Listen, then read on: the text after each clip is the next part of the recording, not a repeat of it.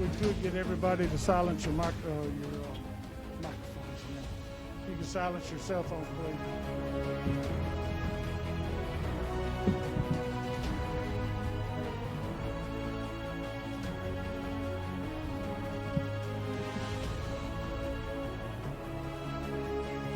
Check 1, 2.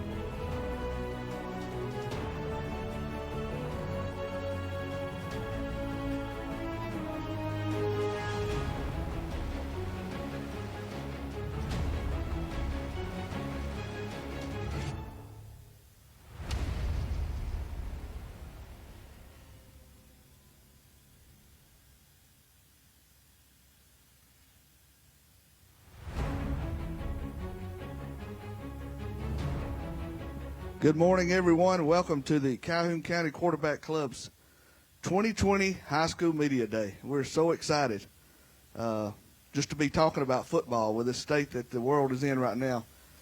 And we didn't know even up until this week, as many of you were like us with the quarterback club looking at the state AHSAA and the announcement they made that we will have high school football on regular schedule. And I know that's week to week, but we're excited to have it. And I'd like to welcome everyone here to the 2020 Media Days here at the historic Anniston Country Club. Very different this year. We're all wearing our mask, and we will be wiping down and disinfecting the microphones and the rails and the chairs for each team that comes in and leaves.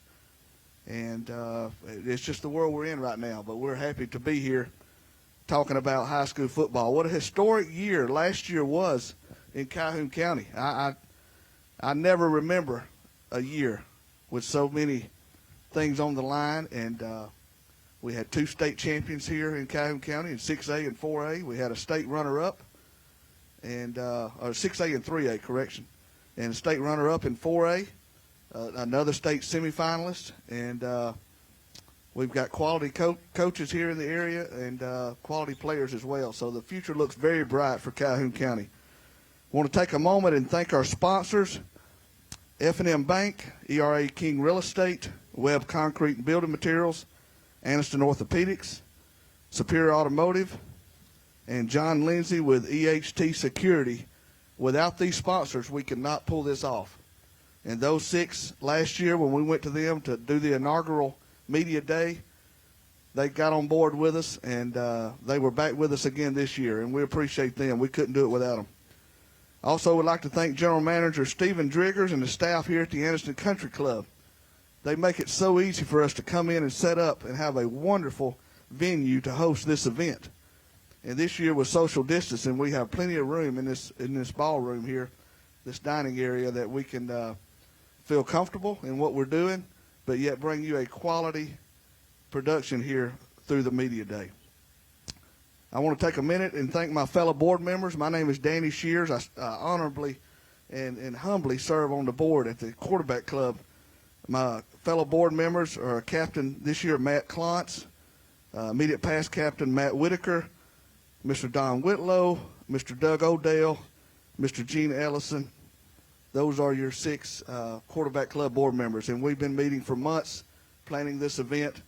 Last year we had a wrap-up meeting. We talked about what went well in the first year, what we wanted to improve on, and here we are in year 2, and we're excited about it. We also want to thank Warren Averett for providing lunch for us today for all the media partners and the coaches and athletes. So out in the dining room area, feel free to have lunch whenever you can. Also thank Robert Smith of Awards to Remember for doing a great job. We have this year a nice memento that we're giving all the players, and just to recognize them being invited to Media Day by their coach, and they will forever remember this day. And a big thank you, finally, to all of our media partners in Calhoun County and surrounding areas, not only for today, but for what you do for these high school coaches and athletes, whether it be print media, whether it be live stream, whether it be a nightly newscast during the sports section. We appreciate what you do day in and day out to promote high school athletics and spotlight these young men that do a phenomenal job and work hard through the spring and summer to make it to fall football. We appreciate what you do. So with that being said, I'm going to turn it over to fellow board member Doug Odell, and Doug now will introduce our first school up for today.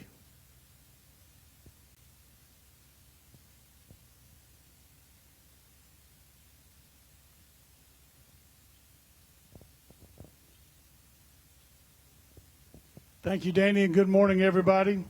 First up on the stage for our 2020 Media Day is Sachs High School. Sachs High School competes in 3A Region 5. Their region opponents are Glencoe, Hoax Bluff, Ohatchee, Piedmont, Pleasant Valley, Welborn, and Weaver. Coach Jonathan Miller, we will start with your opening comments, sir. Well, I never thought I'd have to pull down a mask at Media Days to speak to you guys. It's truly unique times. It's been a crazy off season. You start back in March with school getting out early and no spring practice, and workouts have been a little different. We're trying our best to keep kids safe, and that's what really this summer's been about for us. And hopefully we can get back to some sort of normalcy as we head into the start of practice next week. And I hope kids across the state get to have a somewhat normal school year and be able to play whatever sport it is that they play, and go to school and be able to enjoy events like the prom and things like that. So I just hope that we can hope the virus calms down and we can get back to a more normal lifestyle.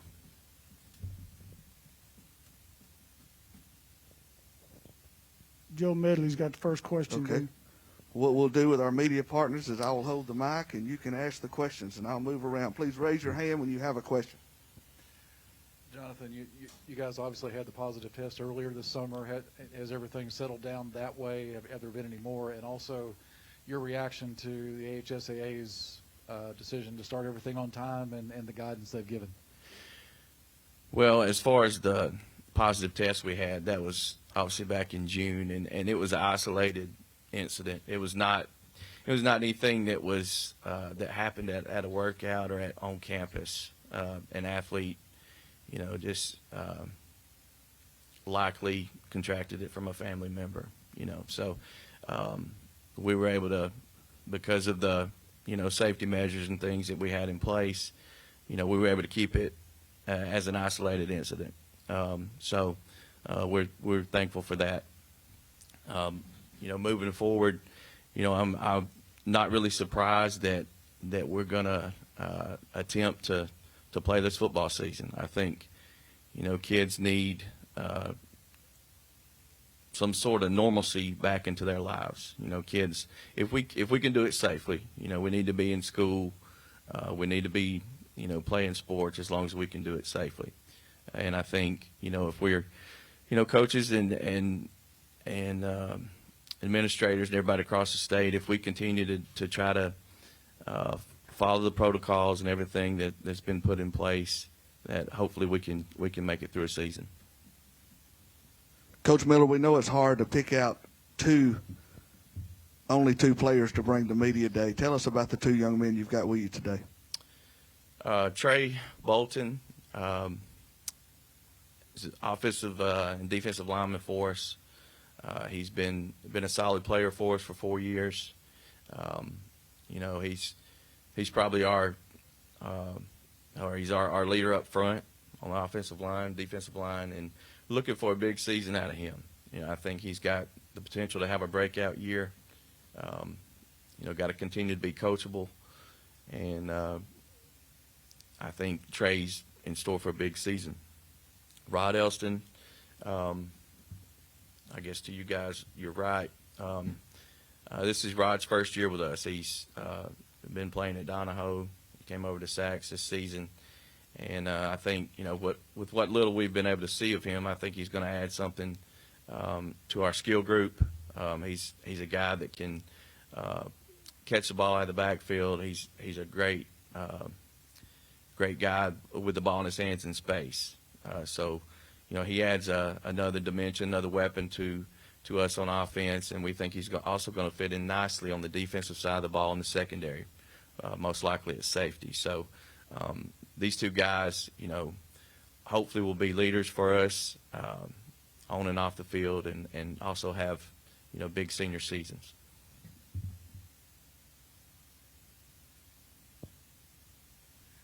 Jonathan, everybody's, I think, staring at the possibility this year of there being parts of the season where they're having to do without players. And you went through something like that last year with all the run of injuries you had. Just kind of give everybody a sense of what it's like to go through that kind of plug and play. It's not fun. It was last year was a crazy season. I've never had one like that as a coach, with so many season-ending injuries. We had 5 or 6 surgeries. That's, we don't dress but 40 or 45 players, so that's a pretty high percentage. I don't think we've ever had more than 1 or 2 surgeries in a season. So that was, in a sense, it was tough last year. One good thing that came out of that, though, is a lot of guys got a chance to play on Friday night. It's a lot of guys that, we had a couple freshmen play. We had a large group of sophomores got to play extensive minutes that maybe otherwise would not have. And, as you look at that this year, the possibilities of going without players for 2 or 3 weeks at a time this year, it's scary, but it's just what we're going to have to do, and to get through a season.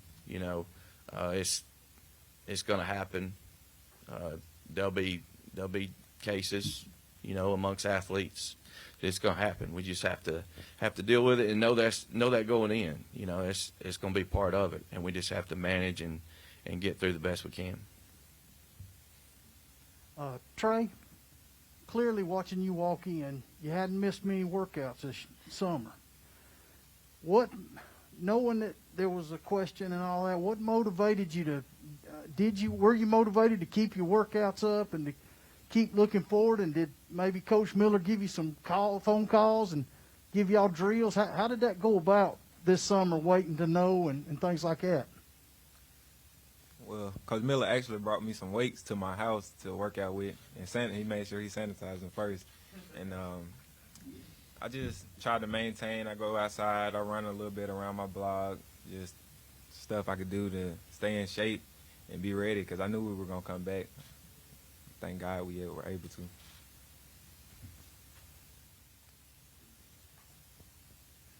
Rod, can you take us back to when you decided to change schools, and what was the thought behind that, and kind of what you see at Sacs that you like? I changed schools back in March, I think, and it was my parents' decision, but I've always wanted to play for Coach Miller. I went to Sacs kindergarten through my 6th grade year, and I've always watched Coach Miller coach, and I've always wanted to play for him. Coach Miller, talk a minute about the new alignment in 3A. I believe it's Region 5. Some of the new opponents that you'll face this year here in Calhoun County, which we realize that 6 of our 12 teams here today are in one region. So that should be some exciting football this fall. Well, the first thing, this region has just traditionally is tough. It's very similar to the SEC West. As far as you've always got, several quality teams, and if you're just good, you're going to be 6-4. You know, you really have to be great to make a run at a region championship in this region. In years past, the good thing, though, about the region, even if you got in the 4th spot, you had an opportunity to make a deep run in the playoffs, because by far in the North, this has been the toughest region in the past few years. Now, things have changed. 5's in 3A, and Collinsville and some other schools. It's I think 3A North outside of our region is tougher also this season. But, you know, we lost Randolph County, who's had, you know, great teams the past few years, and we pick up Ohatchee. So, you know, that was one of the things that changed, and you know, it's still extremely tough. You know, you got Piedmont and Welborn, who those guys are returning a lot of seniors, and they were both in the semifinals last year. So it's an extremely tough region. It's going to be very competitive, and you know, if you look at our schedule, we really got the short end of the stick. We opened region play with Piedmont, Welborn, Ohatchee back-to-back weeks, so we didn't get any favors there. But our first 6 opponents, I think, they were all playoff teams. 5 of those were 2 rounds or better. So we're going to have an interesting start to our season, and you know, we're going to have to get ready to play ball starting with week 0. I'll ask both of the players there, how many, including you two, do you think will be playing both ways, or do you try to have it to where you just play one side of the ball? I know that we've got on your nameplates there like offensive and defensive line, and then, of course, running back and safety. Coach, you may chime in as well, but how much playing time on the field will these two see? I'll start, and they can go after me. But you know, one thing that if you look at our team after the period where we were out of school and we were able to come back and work out, you notice things about kids. These 2 guys are in shape. They're ready to play ball. So they're going to be guys that we ask to play both ways, you know, and we'll try to spell them as best we can. But we got some members of our team that were not very active during the quarantine, and you know, we're trying our best to still get them in shape. You know, they've added weight that they didn't need to add or things like that. So, you know, we're going to have as best we can, we're going to play guys one way, but we do have guys that can handle it, like these 2 sitting beside me, that will be asked to play on both sides of the ball. Jonathan, you mentioned guys that got pressed into service last year. Just how much do you think that helped Sean's development, especially at quarterback, and how's he looking based on what you've seen of him? Well, it was good for, you know, we have a large, it was last year's sophomore group that got extensive playing time. They'll be juniors this year. Sean Parnell was one at quarterback that got acclimated to playing on Friday nights. You know, we thought he might be playing on B team nights at quarterback, you know, but I'll say this about Sean. You know, we had an extremely smart guy at quarterback that got, you know, towards ACL's 2nd week or whatever. We didn't have to back off or you know, pull back anything we did offensively. Sean could step in and handle everything that Roland could handle. So that was a good thing. But you know, the value of playing and getting experience on Friday night, you know, it's irreplaceable. So, you know, it helped him develop and gain experience, and you know, so this year I think, you know, he can step in and try to, instead of just try to manage, he can maybe try to step forward and actually make some plays, you know. One final question. All right, this is for both the players. You both are seniors. How special is it being able to enjoy your senior season and be able to even get the start off of it? And then how much did you keep up with it day to day as far as the overall news about having a football season? We'll start with Trey and go to Rod. Just the specialness of being able to attempt to enjoy your senior season. Oh, I'm going to enjoy my senior season. I'm going to make sure of that. I was keeping up with it almost every day, trying to figure if we was going to play. I was low-key scared when they was having the meeting, and then they had another meeting this past Friday, I think. Just happy we are able to enjoy it. It's my last year. I'm going to give my all, leave everything out there. Just like Trey said, we're going to enjoying our senior season, and we're happy that we can play it because when you're a freshman, sophomore, junior, and all that, you don't really look forward to your senior season, but when it gets here, you want to give it all you got.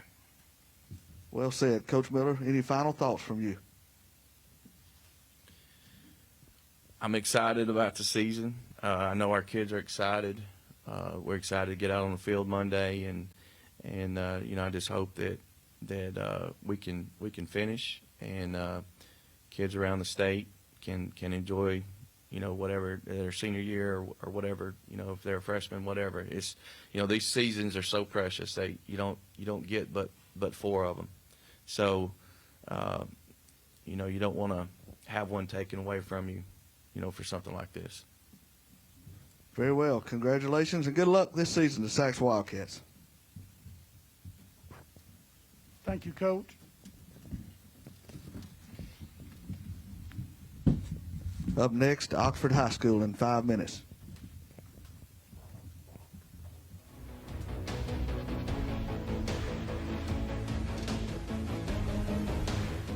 WOTM is the television provider for all Alabama High School Athletic Association championship events and special programs. WOTM is your home for the Super 7 football, state finals basketball, baseball and softball state championships, the AHSAA weekly show, and WOTM also produced the first ever football playoff show, Super 7 preview show, and reclassification reveal show. Your exclusive home for all things AHSAA is WOTM. Contact your local cable provider to request WOTM to your channel line. While you're at home with family for the next few weeks, don't put off scheduling home repairs. Call Ox Foundation for a free estimate. With more time at home, you tend to notice things you haven't in the past. Mold and moisture in your basement or crawl space, uneven driveways, stair-step cracks in your exterior brick, uneven floors and doors. If your home is showing weakness, it's time to get strong. How strong?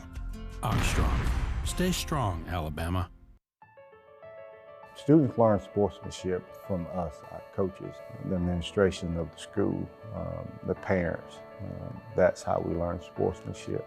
Sportsmanship is one of the greatest tools that we can give our student athletes. It's respecting the game you're playing. It's respecting your opponent, respecting the field of play. That's what good sportsmanship is, and enjoying the game while you're playing.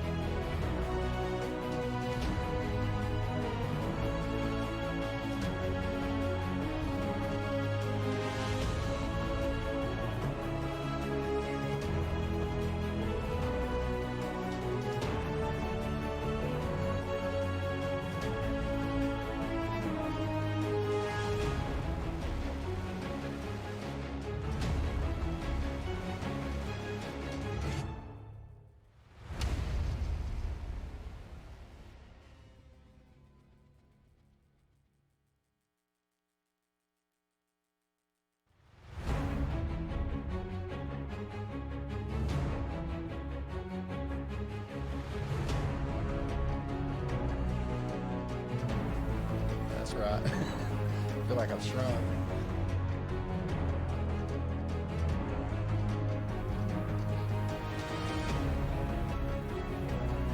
Well, good morning.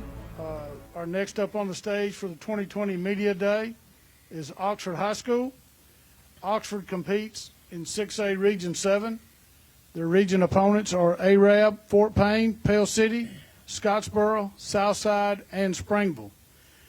Oxford is the defending 2019 6A state champions. Their head coach is Keith Etheridge. And, Coach, we'll start with your opening comments. Just excited to be here. I really appreciate the Anderson Country Club and the Quarterback Club for, putting this on for our kids and for our communities. And, it's just always a pleasure to see all the media, and it's really exciting this year considering all the stuff that we've been through, and that the kids get a chance to get back out there and get started.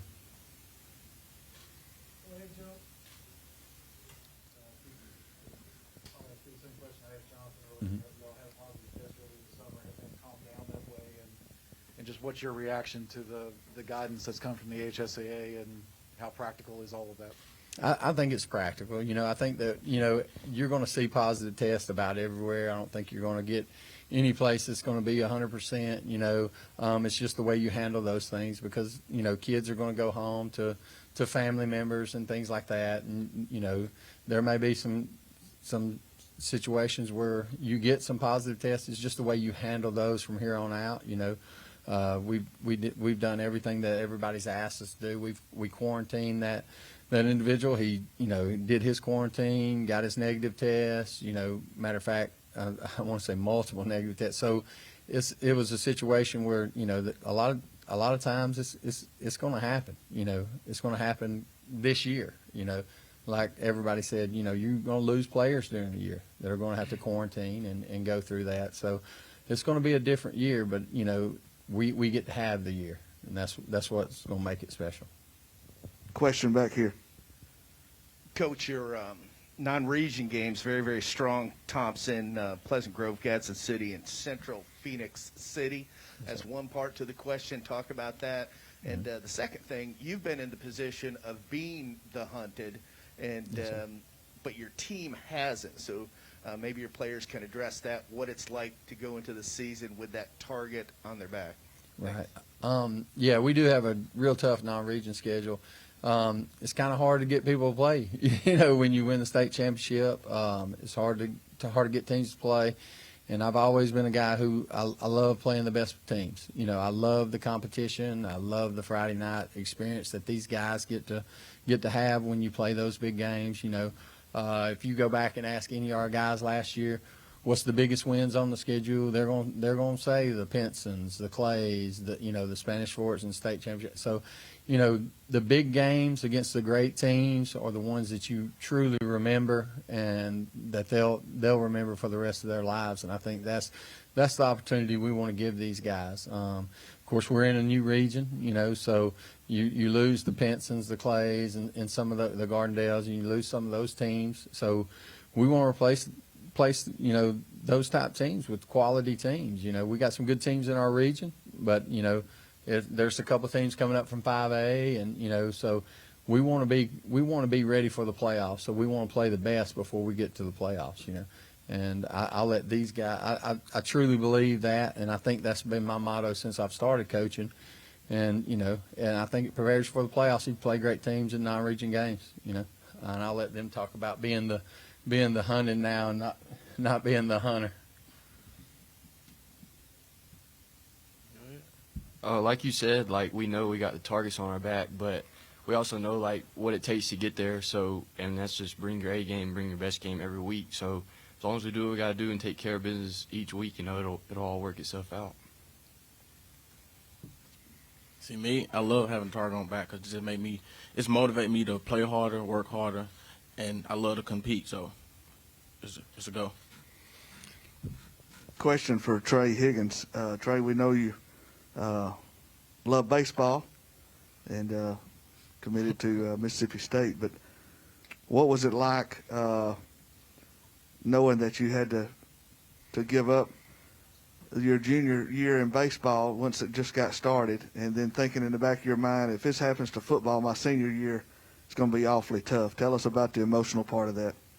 Oh, yeah, it was very emotional, more my junior year in baseball, just because I felt for the seniors, that was their last year. Even some kids that didn't have any offers or anything, they were expecting to have a big season, and that affecting their future. And they, like you said, senior year is your last year, and you want to make memories with all your brothers that you grew up with, and for that to be taken away, that's sad. And I'm just glad it didn't, or I hope it don't happen in football.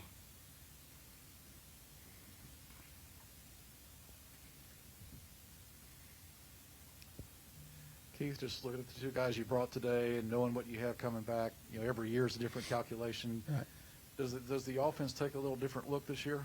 Yeah, I think so. I think every year, when you got those moving parts, and you as a coach, you gotta adjust to those parts. We've got a great offense coordinator, Will Wagner, great defense coordinator, Chad Cochran, and we're going to be a different team this year. we're going to still have the same philosophies. You know, we're still going to do things the right way, but you know, play calling may be a little different. What we do defensively may be a little different. So, you know, it all boils down to the kids that we have and what's going to make them successful and what we need to do to put them in situations to be the best they can be. You know, you may see us, I mean, we may throw the ball 35 times. You know, I mean, you never know. I mean, I'm not saying that's what we're going to do.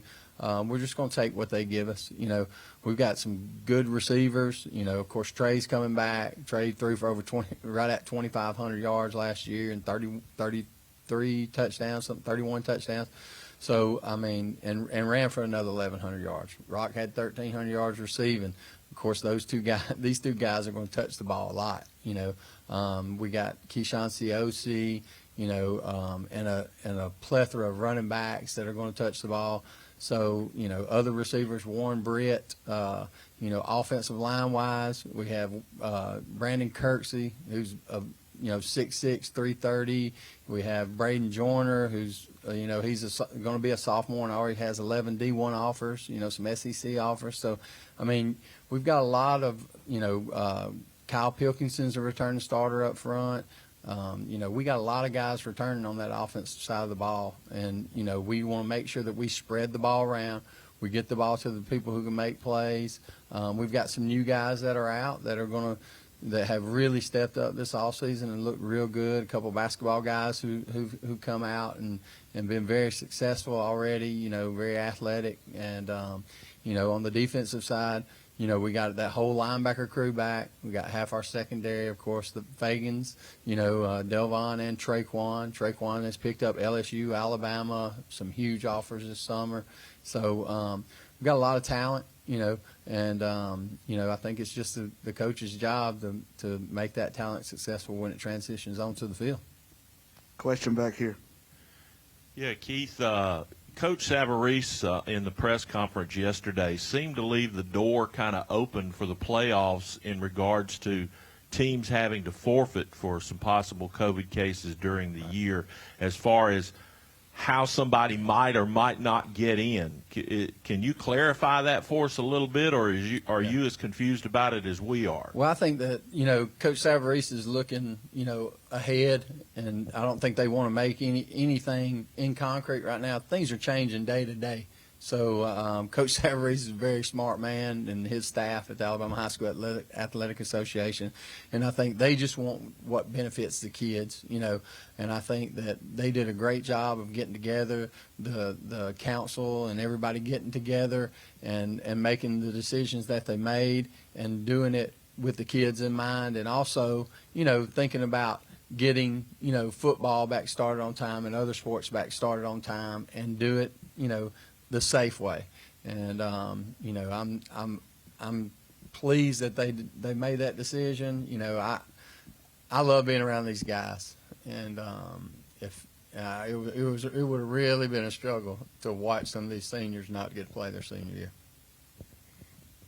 Question for you, Rock. We know that part of the summer is going to 7-on-7 camps and so forth, and working out the passing. And of course, you're a senior and Trey a senior, but have y'all missed going to those camps this year? And what's usually the best thing that comes out of those camps? Yes, we miss going to those camps. Like, the best thing that come out of the camp is just you get to work on the stuff that your weakness and competition, people you never went against. You get to work harder, play harder, learn different things and different stuff from different people and different coaches. Trey, you have anything to add to that? Basically just what he said, you know, the more reps and stuff, and, you know, like he said, you just get to work on your weaknesses and learn new things and figure out what works, because, you know, everybody's different. So, like, you can learn what works for, like, on different people and stuff. You grow your game and become a more well-rounded player.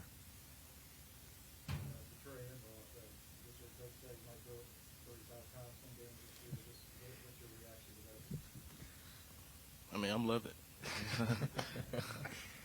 I've always said 3 to 4 equals 7, so I'm good.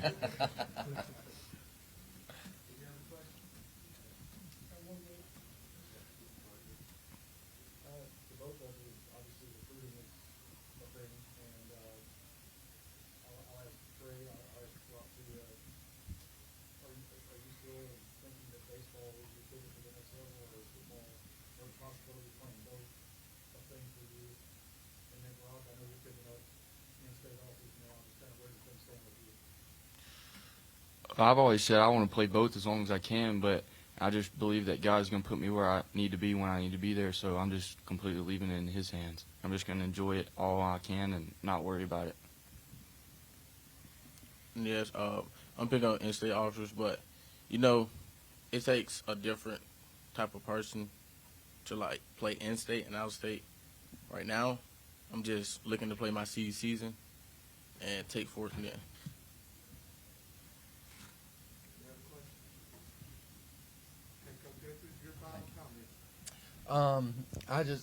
I think we got a great group coming back. You got guys, that are tremendously hard workers.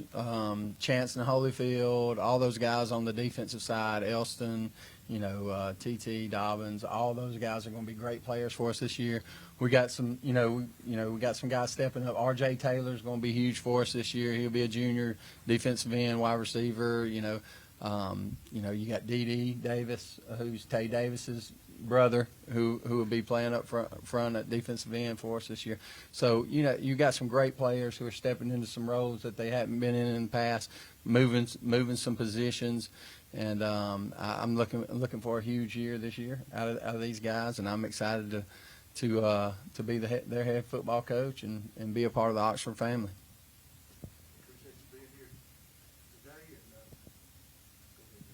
Well, Coach, thank you. Just wanted to say, you had a great season this past year, and congratulations again on that. And I know y'all have already gone ahead and put that behind you, because that's what champions do. You focused ahead. So thank you for your time today, fellas. I'm sure they'll want to talk with you outside, but thank y'all for coming today, Coach. Thank y'all for having us.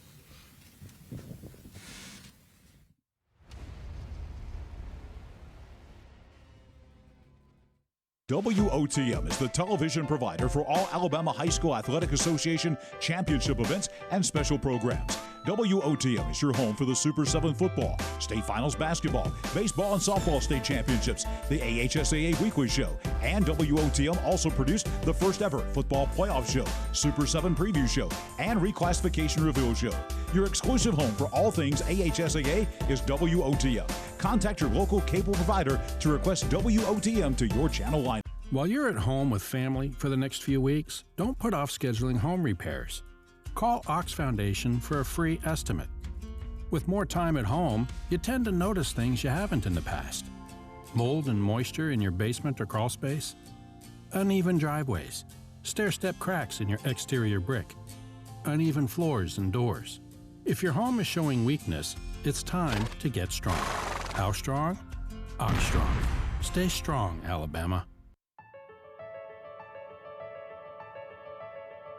All high school students should have an opportunity to participate in interscholastic athletics. Students can gain so much from participating in extracurricular activities through sport. Not only do they learn sportsmanship, they learn respect, and they learn teamwork. All of these are characteristics that students could carry with them throughout the rest of their lives.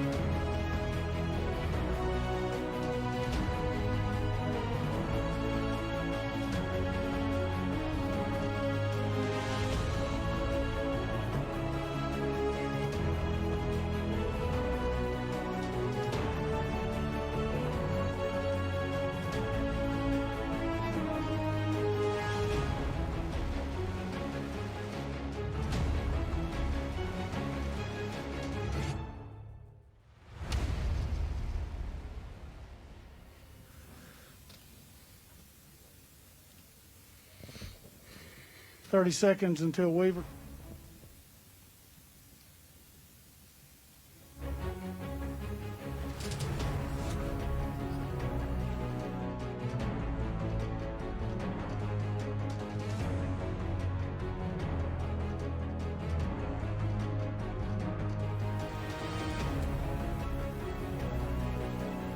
Now up on our stage at our 2020 Media Day is Weaver High School. Weaver competes in 3A Region 5. Their region opponents are Glencoe, Hoax Bluff, and Ohatchee, Piedmont, Pleasant Valley, Sacs, and Welborn. Their head coach is Justin Taylor. And Coach Taylor, we will start with your opening comments. Thank you for being here. Appreciate it, guys. I appreciate y'all doing this, and I appreciate this the second year, and it was awesome last year and again this year. And we're just glad to get to do this, and just glad that next week we get to get out there and get started, because for a while, we didn't know what we was going to get to do. Our spring athletes missed out on a lot, and most of the summer we were worried what we were going to get to do and not do, and we've been preparing for this day, so we're glad to be here, and we appreciate y'all. First question is Mr. Medley. Yeah, Justin, have you guys had any issues with COVID this off season as far as maybe positive tests, and then just what's your reaction to what the AHSAA announced the other day or yesterday, and just the guidance and the practicality of it? No, I tell people all the time that we've been dodging COVID left and right. We've been fortunate so far this summer. We've had some in our community, and we've had some families that had it and had to be quarantined, but none of our athletes have had it yet, and so we've been fortunate there. But as far as the guidelines that were laid out last week, the things we got to do, we're going to sit down and think about how we're going to handle some of the things, because a lot of one of the spacing in the locker room they talked about, that was a concern for me, because a lot of facilities in the state aren't that big. So we're going to do things like use our gyms on Friday nights, and the spacing on the field. When they first said we was going to get to go from the 10 to the 10, I'd heard that rumor, and I was really excited because I thought I was going to get to go down to the 10 and call plays. But I was told no, that's not true. So it'll just be our players. But and then one of the underlooked thing was you get to come on the field. For years the referees tell us, Coach, let them get to the numbers. Coach, let them get to the numbers. But now, due to spacing, they're going to let us come out there with multiple coaches to talk to the guys during breaks and things like that.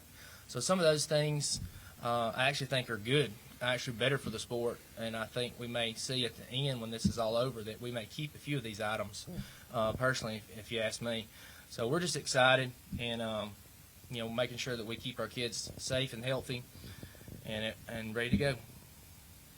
So Justin and both players, what was last year like to go through, and what did that do to kind of juice your all's off season, the motivation? What's the hope for this year? Well, that's when I sat down a couple of weeks ago, I was sitting there thinking how I would respond to that question, because you're going to get it when you go through a season like that. That's I've never been through anything like that in my life, but one of the perspectives I came out of is really reading scripture and things, and it talks about you don't really lose. You either learn or you win. And we learned a lot last year, and so everything, instead of getting caught up in the emotion of a game or a loss or how the season was going, we sat down and us coaches would talk each Friday night, and we would find the positives, find things we need to do different, and then spend the all season researching different things that we would want to do and how we would do things and how to not take things for granted. And so that was really a big mindset this off season after this year was, what did we learn? How can we do better? And things like that, because every opportunity, every setback's a growth opportunity, and you can't take those for granted. Coach Taylor, take a moment and introduce the two gentlemen you brought, and tell us what you're expecting out of them this year. All right. We got Taylor Thompson here. He was a returning quarterback. Expect a lot of things out of him. He leads our offense. He did a pretty good job last year, and I expect even better this year. We're going to do a little bit better job of tailoring things to him. And then Bailey Stevens would have been a big cog for us last year. He actually got hurt in the spring game.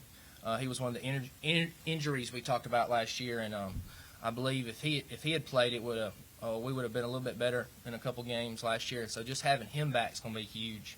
and having these two guys who they were two of the guys who actually had played a little bit when I got here last year. So I was really excited about them last year, and even more this year having them back. And then I was telling them out there a while ago, in July, we kind of flipped our workout model where we brought the skill in the morning, and then 30 minutes later brought the linemen in. And we had been just doing all boys workouts, and we started doing more football stuff in July. And having Taylor in one group and Bailey in the other was huge for us, just having that leadership out there and guiding our guys. So, I expect big things, leadership, and keeping our guys focused on our core values and what we're supposed to do this year.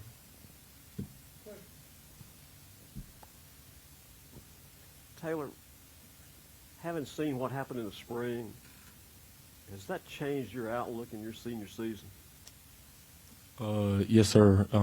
Makes you want to work harder so you don't go through that your senior season. Bailey? Like he said, it's your senior season. Nobody wants to have a season like they had last year. It's just, personally for me, it was just getting back healthy and getting ready for this season so I could try to make it my best season. And piggybacking off of that, this is for Taylor and for Bailey, what's this offseason been like from a player's perspective? We kind of see it in the news and covering you guys, working out in separate groups and doing everything separately to abide by all the guidelines. But what's it been like from a player's perspective this offseason as you try to, as you said, look for a better senior season? We'll start with Taylor and go to Bailey. It's really been the same as last offseason. Just we're going in separate groups and we got to wipe everything down. And other than that, it's really been the same. We've been working harder in the weight room and on the field. So, it's really been about the same. I think with all the COVID stuff, it hasn't really slowed us down, and we're still progressing as a team, even through all this stuff that we have to do, like wiping down all the weights and stuff. To Taylor and Bailey, just last year, obviously, you were adjusting to a new coach. There was a lot of player turnover. How much different is it from last year to this year? I guess last year y'all were starting at home plate. Is there a sense now that maybe you're kind of on first base or second base in terms of getting to where the program needs to be? Last year, I saw that they put a lot of young guys in last season, so I think that would give the team maybe a boost for the young guys so they can get that experience on the field. Last year, we didn't really know Coach Taylor, and Coach Taylor really didn't know us. So it kind of put us back some. And then so now the team, we know Coach Taylor, and Coach Taylor knows us. So we know what we can do, and Coach Taylor knows what we can do. And so I feel like it'll be a better season this year. Question? Yeah, Coach. One of the things nobody's talked about so far today is something that I'm sure every program that comes before us is going to face, and that's the loss of revenue either in ticket sales potentially, or it's got to be awfully hard to go out there and do fundraisers. I know you guys had some things scheduled that you had to change. Can you talk about what that aspect of this is like? Yeah, absolutely. We had after the season, we sat down and looked at our deficiencies and some things that we had to replace. In some areas that we had to get our income up in, and we had a lot of plans for the spring that we were going to do before the spring game, during the spring game, to start the summer.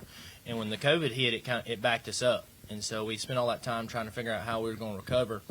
And so we one of the things we did, we decided to do a 5K, but since we couldn't ask people to gather in masses, we couldn't make kids go out and do that thing, we did a virtual 5K. We did a virtual 5K, and people signed up online, and they would send us, email their race receipts, or they could just buy a T-shirt. And that did pretty decent for us under the circumstances, and I think it'll be even better next year. We gave the kids discount cards to sell. That was something we did this summer for them to sell. Instead of, we gave them the option to do that. So it's been really tough. We had a few others we were hoping to do. Some events we want to do, football camps, 7-on-7 type things, maybe a youth 7-on-7 night, things that we didn't get to do with all the regulations. So it's been very difficult with that. And like you said, this year you're probably going to have reduced people at the games, and that's a big deal because high school programs rely so much on ticket sales, rely on people coming to the game, and that's a big deal. People don't realize that. That's one good thing about Weaver, though. I'll say is, the last game we played last year, we played on a Thursday night. It was senior night and Thursday night, bad weather, and really all you'd expect would be the kids playing, parents there, and the seniors there, and we had almost as big a crowd as we had the first game, the home game.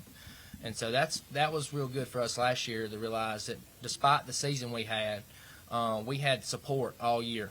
Ticket sales stayed about the same, and so that was a big deal. And I hope to continue that. I hope the fans feel safe and wear their masks and come out in every game. We only got 4 home games this year, the way the schedule worked out. So I hope we can pack the stadium and get that revenue up so that we can support our guys for the future, because we got some things that we need to do for them to bring them on a level playing field with the rest of the county, and we need that support. So, Coach, question here. Obviously, the region you're in is a no rest for the weary type region. Tell us a little bit about your non-region games this year. Okay, well we're going to start week 0. We're going to go up to Douglas, play the Douglas Eagles up there. They've got a new coach, so a lot of unknown there. They hired Brandon Lyles, who was the DC at Albertville, I do believe. So a lot of unknown. Week 0, short week of practice. It's going to be interesting. I played there in high school. It's a good little trip up there, so we're excited about that. Then we take a week off. We're off week 1. And then week 5 we were very fortunate. When Georgia shifted their schedule 2 weeks, we thought we'd lost that game. But our Murchie, Georgia, actually had an off week September 11th, and then when the schedule shifted 2 weeks, it ended up being their off week September 25th, which is the same date we were playing anyway. And so we're still getting to make that trip as of now. We'll go to play our Murchie, Georgia. They got a great Coach Green, does a good job over there. We had played them when I was in basketball when I was at Cherokee County, so I know a little bit about them. I've been to the school. So we're excited about that trip over to Georgia. And then at week 10, we're going to play the Asheville Bulldogs. I'm very familiar with them. We played them when I was at Cherokee County, and then Coach Monroe, who's the new head coach there, is a good friend of mine. We actually worked out a little bit during the quarantine together, so I know Coach Monroe well. I text him all the time and tell him I hope he goes 9-1 this year. So we're really excited about our non-region. Some good opponents, a good vary of offenses and defense to help us prepare for the season. Any other questions?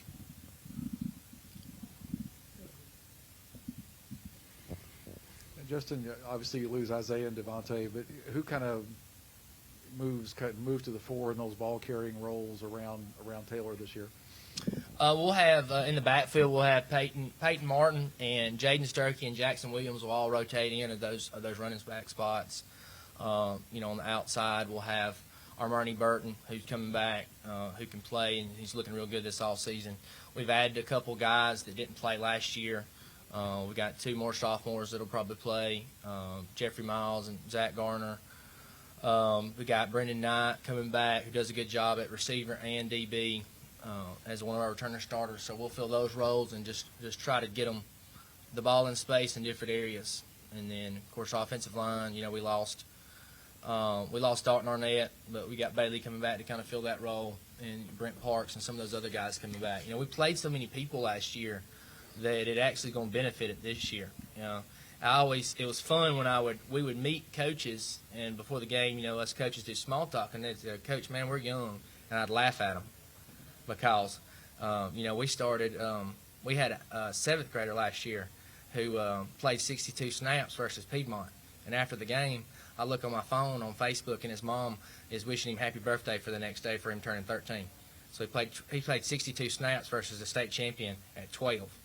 And so those are the kind of kids. We played a bunch of 7th, 8th, and 9th graders along with our seniors. So that really, I'm really excited about it. Like they were talking about earlier, we've got experience, and that's something going forward we're going to make a point to do, is get as many people in the game as possible so that they're not shell-shocked when they finally have to be counted on. Even if it's just 6 snaps a game, 7 snaps a game, that's something we're really going to try to do. Question, Coach.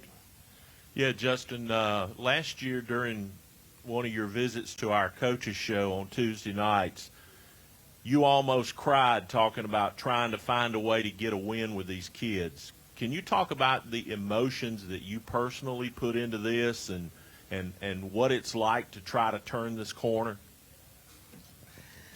Thanks, appreciate that.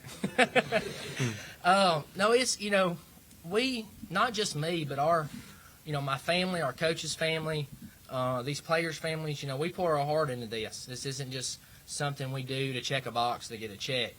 And so, that's something I talk about. It's, it's not always about winning and losing. It's about competing. You want to compete in everything you do because there's so many variables that you can't account for that has to do with winning and losing. But you can compete. You can control that. And so I felt like we were competing, and something that I've always realized is that what winning does give you is a platform. That's one reason, like Tim Tebow when they was winning at Florida, that's one reason why his message got out there. Because there were probably other Christian quarterbacks in the SEC, but their message wasn't getting out there because they weren't winning. And so that was another reason why I wanted to get a win, is so that the things we were talking about and the things we were trying to do and the things we were promoting, our kids saw some relevance in it, and that gave them some stake. So I'm trying to make me cry again. One final question for the two players, Taylor and Bailey. Tell us what it means to strap that helmet on with a W on it, knowing that for the last 10 years as you were in school, all the times that we made it deep into the playoffs and all, what type of tradition now is on your shoulders? Well, just for us to be able to put the helmet on this year it's real good because, for the longest we didn't know if we was going to be able to play because of COVID. But hopefully we can make a run in playoffs this year like we have in the past. I agree. I think we have. I think we can get a solid team this year and progress like we've been doing in the summer, and hopefully get to the playoffs. Okay, Coach Taylor, your final comments. Well, again, just appreciate y'all for doing this, and just the thing I'll say is don't take any moment for granted. That was something when we got shut down, I got to spend more time with my kids and my family than I have in a long time. And so, but I also was away from these guys for longer than I had, and we were trying to build something. So those relationships, whether it's your family, whether it's your teammates, whether it's your coaching staff, don't take those for granted. And, I'm hoping we can get out of this situation and we can keep going and we can get to play a full season, and our spring sports get to play and our winter sports get to play, because more than anything, our kids deserve that. Win or lose, they deserve to be around their teammates, their coaches, and get to experience the things that we all got to experience, their senior years, their junior years, those things. So, just don't take it for granted and enjoy every moment and use every growth opportunity you can. Nothing's a setback. Everything's a win or a learning opportunity. Very good. Good luck this season. The Weaver Bearcats. Thank y'all.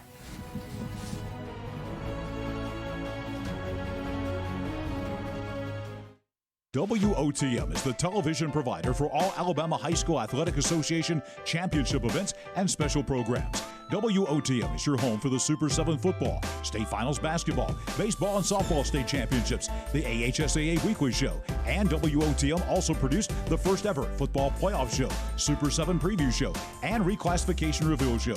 Your exclusive home for all things AHSAA is WOTM. Contact your local cable provider to request WOTM to your channel line. While you're at home with family for the next few weeks, don't put off scheduling home repairs. Call Ox Foundation for a free estimate. With more time at home, you tend to notice things you haven't in the past. Mold and moisture in your basement or crawl space, uneven driveways, stair-step cracks in your exterior brick, uneven floors and doors. If your home is showing weakness, it's time to get strong. How strong? Ox Strong. Stay strong, Alabama. Students learn sportsmanship from us, our coaches, the administration of the school, the parents. That's how we learn sportsmanship. Sportsmanship is one of the greatest tools that we can give our student athletes. It's respecting the game you're playing. It's respecting your opponent, respecting the field of play. That's what good sportsmanship is, and enjoying the game while you're playing.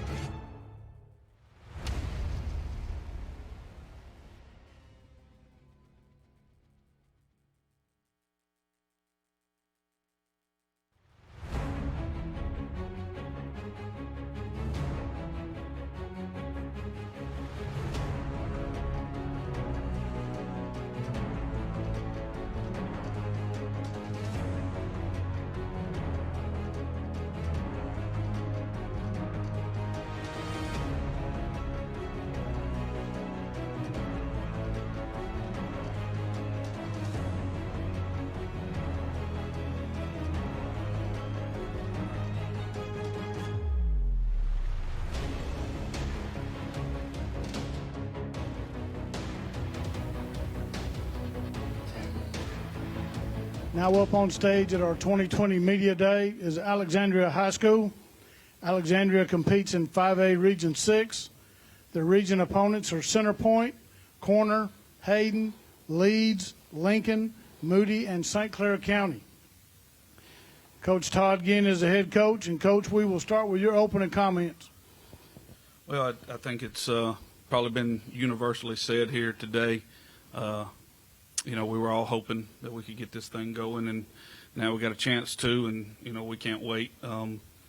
As far as, we're concerned, I think we've got last year we talked about how young we were and how, we needed a lot of younger guys to step up, and this time most of those guys that were sophomores and juniors will now be seniors and juniors, and we're a lot more veteran group this time. Still got some young guys, young talent, but we got some great leadership and got a great group of going to have a lot more depth than we've had in the past, and just looking forward to. I know these guys are. We were talking about it as we were eating a great cheeseburger out there just a second ago. We were talking about how we're just happy that, they wanted to put the pads on next week, and I said, fellas, let's just tone it back. But as soon as we can get them on, we will. So, just really looking forward to what this season, the challenges of it. These young guys, high school football, sports in general, are just so important for their development and their future. And I'm just really, really glad and pleased that we're going to move forward. Question, Coach. Yeah, Todd, in terms of the guidance that the HSA is putting out, the best practices, what are some of the practical things you see there? What are your reactions to some of the things that they have in there? Well, I think as we're concerned and what we've been doing, and we've been blessed to go on with workouts and do the things, but disinfecting and keeping them in the same groups to start with, we know that can't go on, because now, when you start playing football, you're going to be right there at it, in close quarters. And talking about what you said, I kind of thought it was funny because I heard some people yesterday, and I don't know, but I thought it's funny that we only send one person out for the coin toss when there's 22 guys about to, be getting at it out there, and we're worried about going out for the coin toss. I thought that was kind of funny, but the AHSAA is doing the best they can with the information they have, and I think we're just really, really excited. Whatever they put in place, we'll work with, we'll do. Just give us the opportunity to play and let these guys play, and that's what it's about. So whatever we have to do to make that happen we'll be willing to do it for sure. Coach, can you talk about the two young men you brought with you today? Yeah, I brought on my left. I got Drew Brown. He's a senior.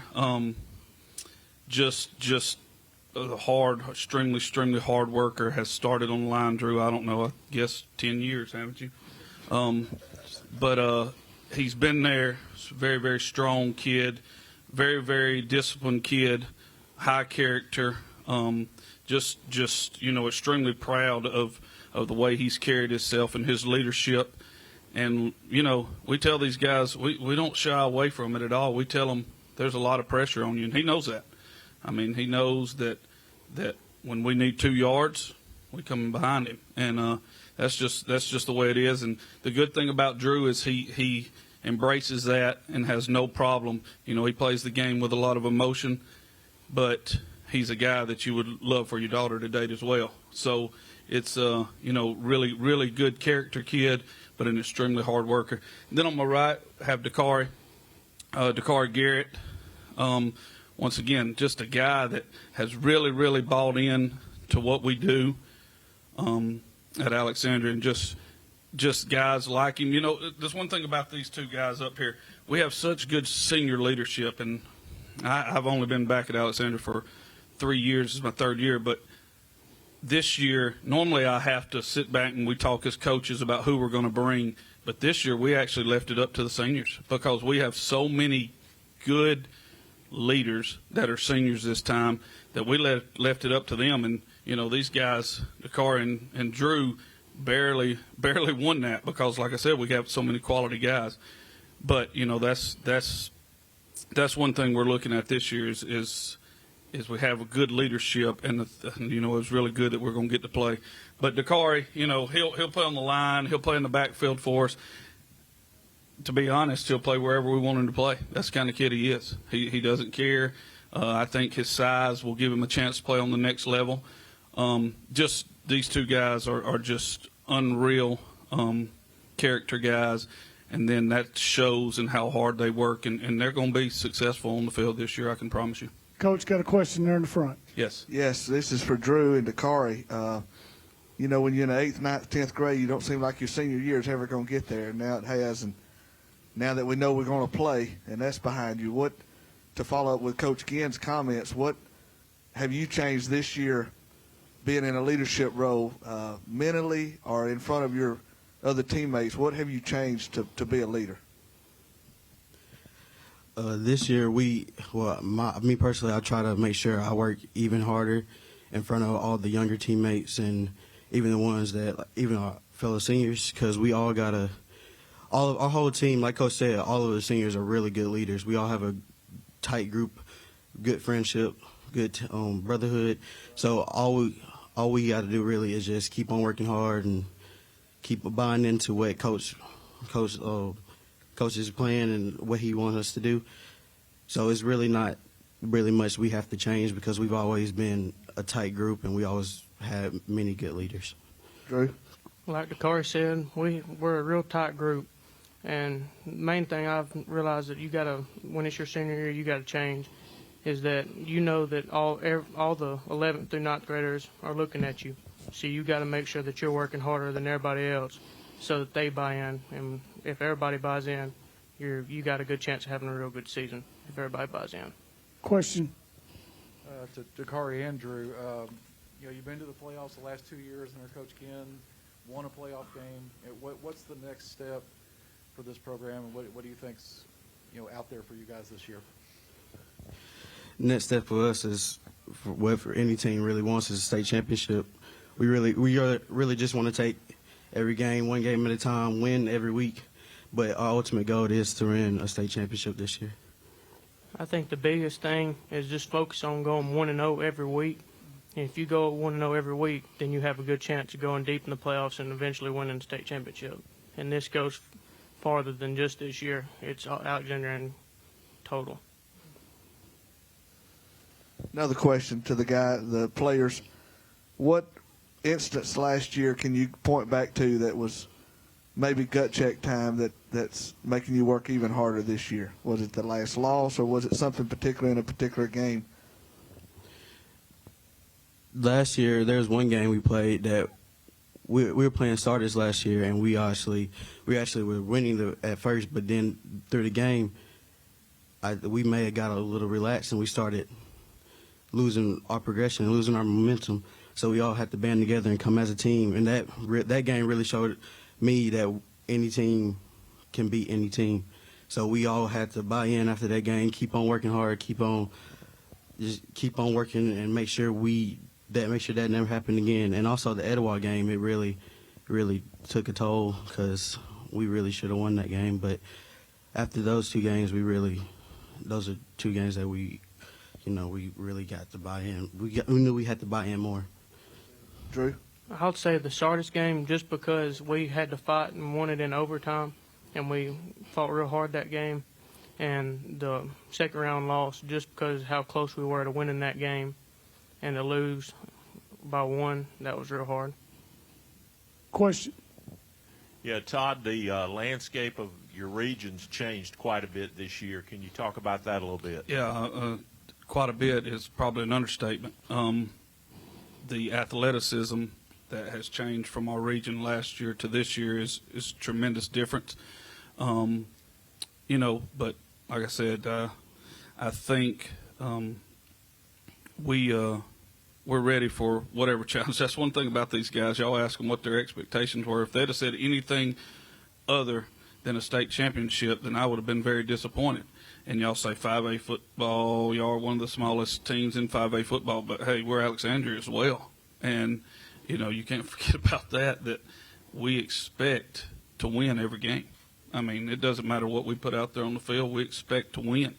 And when that That's one thing about these guys. They told you they didn't have to do a whole lot, just step up and fill a role that was there last year.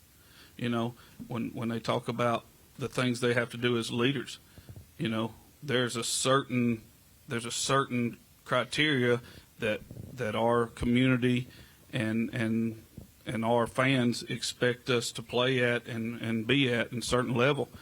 And, you know, a lot of people say, well, that's a lot of pressure. And that's one thing with people used to ask me when I took the job, if I felt pressure behind that. Heck, we're going to be competitive. You know, when you're a competitive person, that's all you want to do is compete. So, you know, expectation-wise, region-wise, what does it matter? Let's play them. Let's go, and let's try to be prepared. We're going to be prepared as a coaching staff.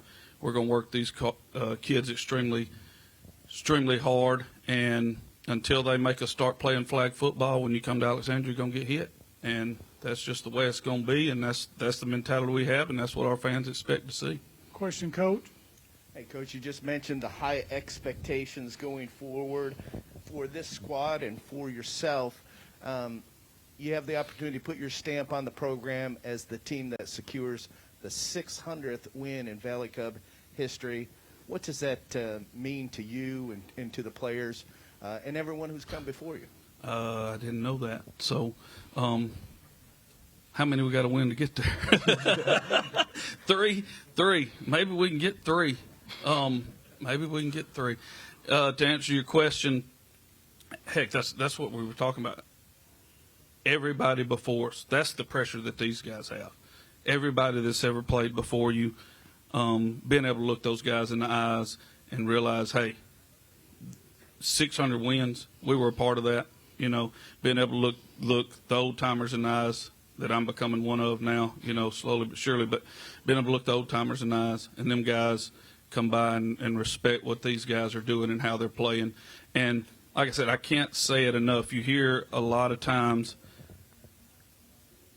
come watch our team go out to eat pregame when we travel. Come watch our team hang out anywhere, and you're going to see character guys, 100% character guys, and even the guys that are lacking character, because we can all act like we don't have them, but we do have them.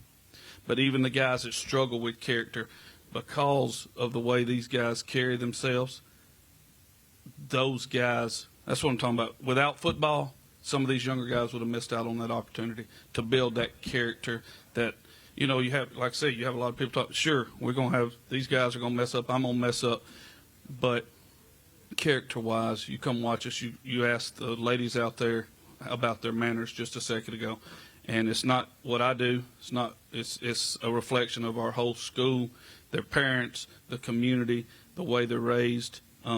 It's just, people say it's great to be a Valley Cub, but you can't understand that till you're here and around it. So really just looking forward to everything that this season has to offer.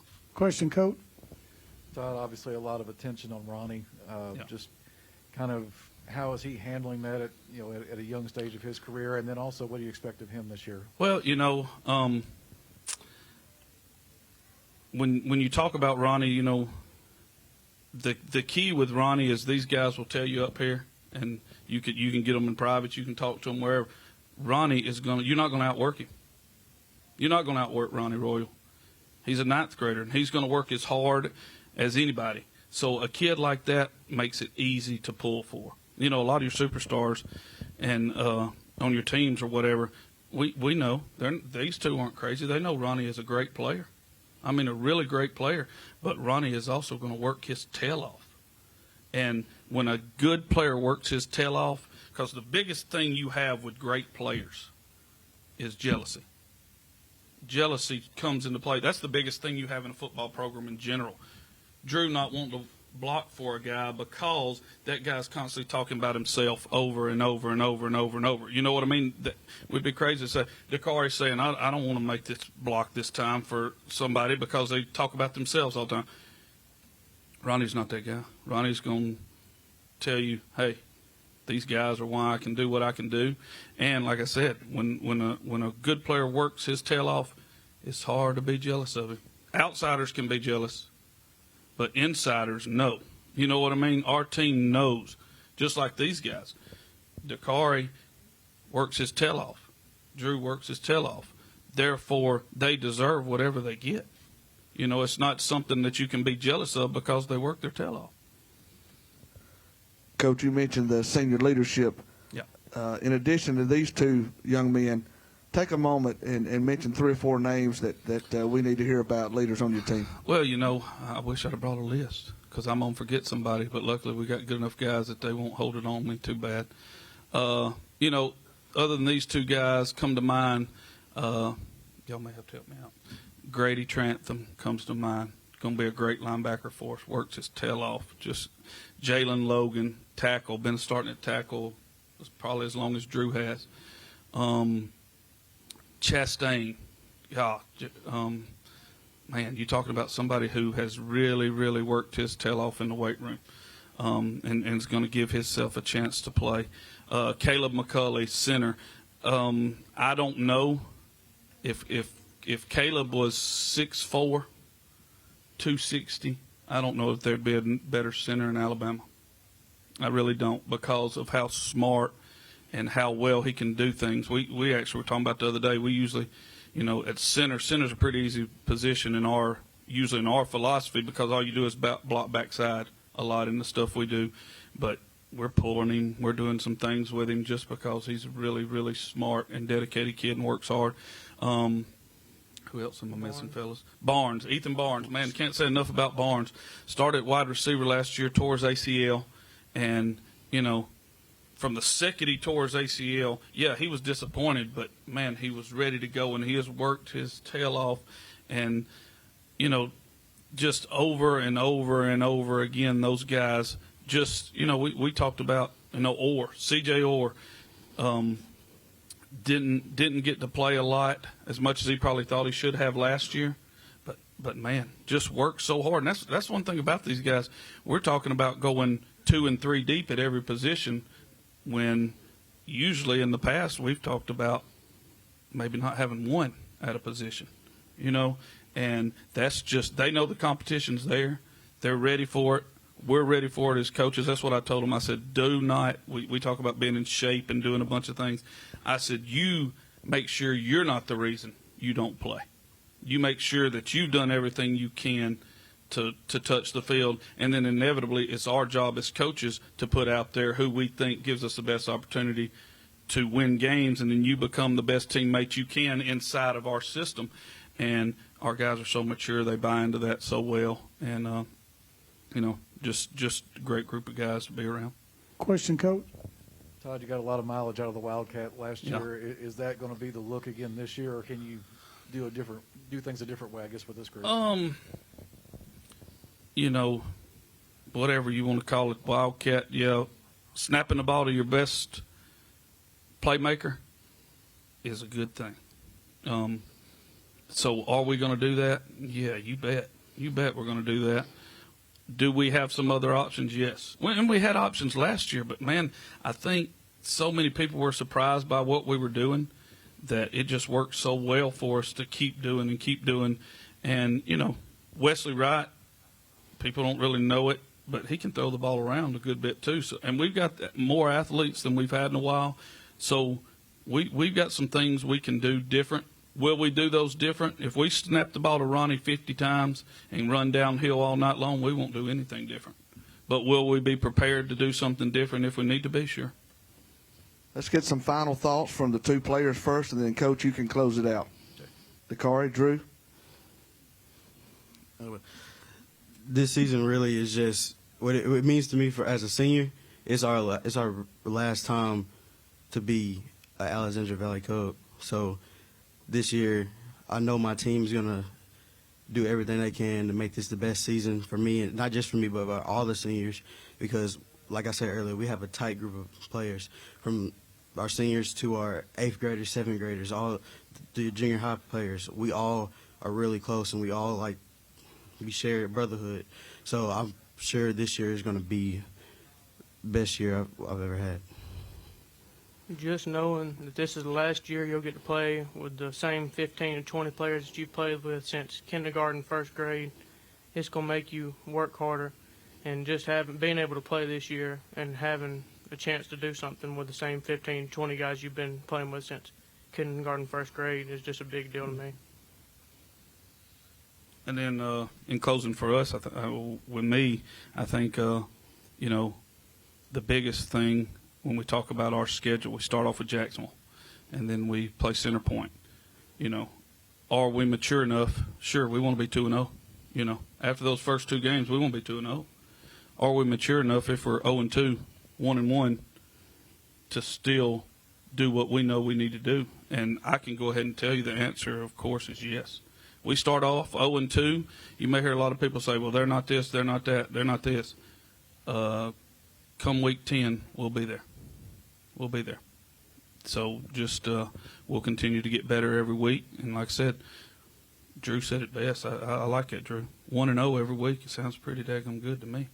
So you know, we're gonna do what we can do through whatever we have to do. I'm sure as this year progresses, I don't know what's going to happen with this virus or what they're going to do, but we will jump through whatever hoop we need to jump through to make this season happen.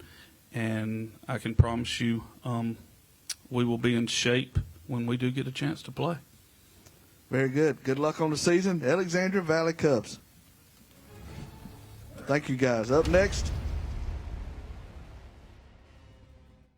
WOTM is the television provider for all Alabama High School Athletic Association championship events and special programs. WOTM is your home for the Super 7 football, state finals basketball, baseball and softball state championships, the AHSAA weekly show, and WOTM also produced the first ever football playoff show, Super 7 preview show, and reclassification reveal show. Your exclusive home for all things AHSAA is WOTM. Contact your local cable provider to request WOTM to your channel line. While you're at home with family for the next few weeks, don't put off scheduling home repairs. Call Ox Foundation for a free estimate. With more time at home, you tend to notice things you haven't in the past. Mold and moisture in your basement or crawl space, uneven driveways, stair-step cracks in your exterior brick, uneven floors and doors. If your home is showing weakness, it's time to get strong. How strong? Ox Strong. Stay strong, Alabama. All high school students should have an opportunity to participate in interscholastic athletics. Students can gain so much from participating in extracurricular activities through sport.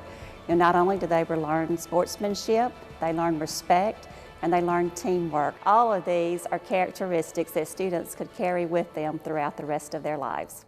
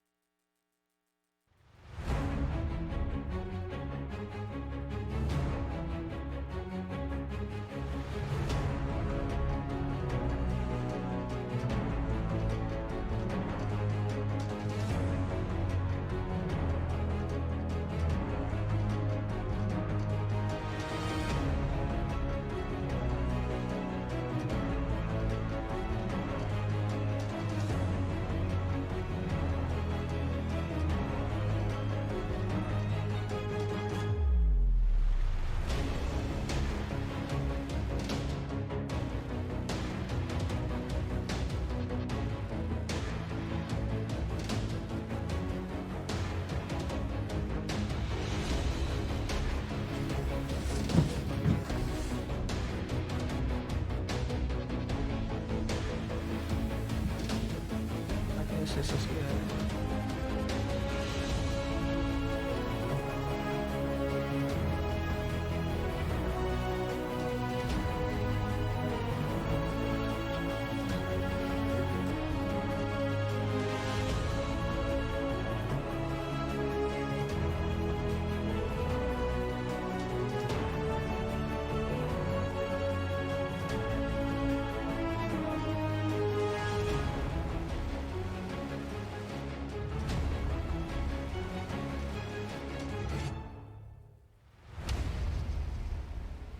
WOTM is the television provider for all Alabama High School Athletic Association championship events and special programs. WOTM is your home for the Super 7 football, state finals basketball, baseball and softball state championships, the AHSAA weekly show, and WOTM also produced the first ever football playoff show.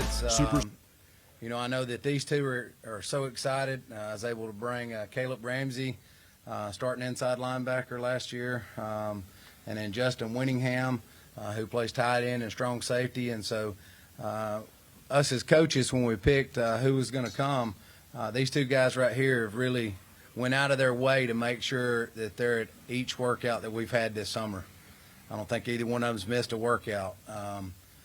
Also, it's the little things that you recognize sometimes that you don't even see what's going on until maybe a couple of weeks into it. But we basically set up some cones, and so when the kids would come through for their workouts, we would scan them in their car, and that way that they're not even out of their car yet or anything like that. And so our workout started at 7 a.m.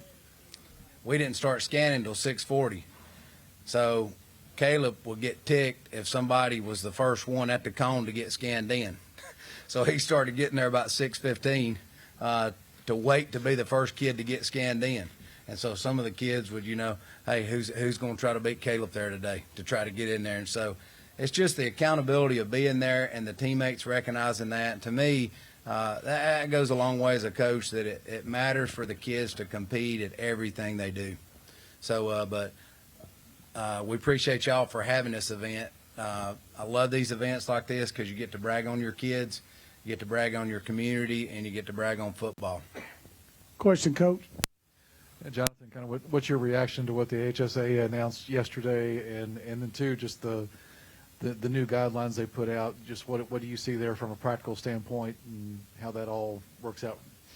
We had a coaches meeting 2 days before they put the guidelines out, and just tried to go through every scenario that we could go through to make this practice as efficient and following guidelines as best that we can. And so we were kind of prepared with it. But I like what they put out, and and it's something that we're trying to teach all of our kids, coaches, and it's something that I'm daily having to learn. That a lot of times that the stuff that's coming out, we really have no control over controlling what's coming out. The only thing we got control over is how we are going to react to it. Are we going to let whatever the problem is bother us all day, affect everybody around us? Or are we going to find, what's the positive in this situation? The positive is, come Monday, that us coaches get to be around players, and those players get to try to impact us. In return, we get to impact them, and to me, that's what it's all about. Coach, can you talk a little bit about your region this year moving forward, about what you expect to see in the region? Well, the region is still tough, I can tell you that.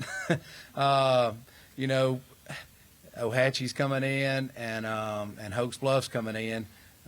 You lose Randolph County, you lose B.B. Comer, but, the two that Ohatchee was already on our schedule. That's the second oldest rivalry in Pleasant Valley. I think them and White Plains are both tied. So with us having White Plains back on the schedule, that's good for the county. It's good for the two communities, and having them and Ohatchee on there. It's that's what everybody loves about high school football, is those teams that you've always played. But there's no off weeks in our region. Our region is what it is. We've been so close, but this is not horseshoes. You don't get points for leaners or anything like that. So you just got to go back and figure out what can you do different. Each year the teams worked harder and harder. Each year the kids have grown tougher and tougher. Our injuries have went down, and that's the key thing in this region, is trying to be injury free. Sometimes you can't help it. It's not that a kid doesn't work hard sometimes with injuries, but most of the time in the past, our injuries came with kids that, hey, they didn't work out during school. They didn't come to summer workouts. I think we've had 5 injuries in the last 2 years where kids missed a game, 5 or 6. My first 2 years, first year we had like 18 kids miss at least a half of a game. So, and I think that goes directly back to these kids for believing in the weight room, the other coaches at other sports pushing them in the weight room. administration, pushing them in the weight room to understand that in today's world, if you're going to play a contact sport, you better be in the weight room. This question I have is for both players. What transpired through last season to make you want to come back your senior year after we lost everything we did in the spring? What did you find in yourself to make you want to drive and come out and finish your senior year the right way? The love for the team. It's just, we're always together, so why not finish off together? Anything? Yeah, as Justin said, the love for the team. I mean, it's my senior year. We really wanted to play football and everything else.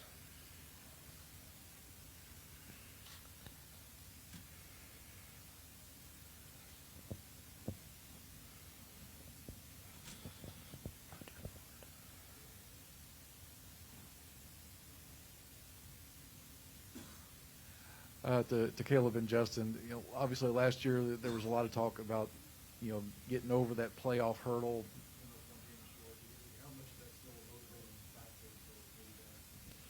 Well, that game against BB Comer was terrible. I mean, our whole team was devastated because we couldn't go to the playoffs that year. This year we'll make sure we'll get that job done and see what we have in store for this year. It's motivation. It's going to push us to get to where we want. And I'll say this, like each year, they've been a game away. I think the last 3 years, there's been tiebreaker scenarios where it will put us in for one more game, just one more win. And so each senior class that's come through has let that be their motivating factor of how can we push a little bit harder. But, it's one thing to say it. It's another thing to line up in the car line at 6:20 in the morning. So there's a lot of us that'll say stuff sometimes, but I'm wanting to see this senior group get kids to lead by action. Without action, it's just talk. And so we've had, a lot of kids doing extra. And this year's been tough because they're having to do a lot of this on their own. Before, you're getting, I miss the daily, I'm in the weight room. There's close to 200 athletes, 7 through 12 boys and girls that run through the weight room each day at Pleasant Valley. I'm the face that they see coming into the weight room. I miss that. There's days that they don't feel like working out, that you get to motivate them to get the task done no matter what sport they play. And so that's something that COVID's kind of taken away from you. So every time that you're around them, you're trying to say, all right, now you've got to do some of this stuff on your own. So the only way I can check up on you is to send a text or something like that. And so it's really forced kids to be leaders on their own, which I think we'd all agree in today's society, kids that can think on their own feet in a positive manner is what we need more than anything. Question. Lost a lot of key seniors from last year. Just who steps into those roles for you? There's certain. It's always tough. Any senior that you lose, and I know we had a lot of key seniors, but we got a lot of juniors that helped those key seniors last year. So, and I think that's going to be the fun part next week. To see how many of these kids have grown up and are ready for a little more responsibility. And we've got some kids that I feel like is going to be open to that challenge and to step in some of these roles. But not taking anything away from our seniors that just graduated, because they laid a huge foundation down for the team. I had a parent tell me the other day that, hey, do you realize that it's only the third time in school history that they've been 2 years without a losing season? So those seniors had a part in that, just like these guys right here had a part in that. And so to me, it's about what can you pass on to the next group to make sure, all right, here's the standard.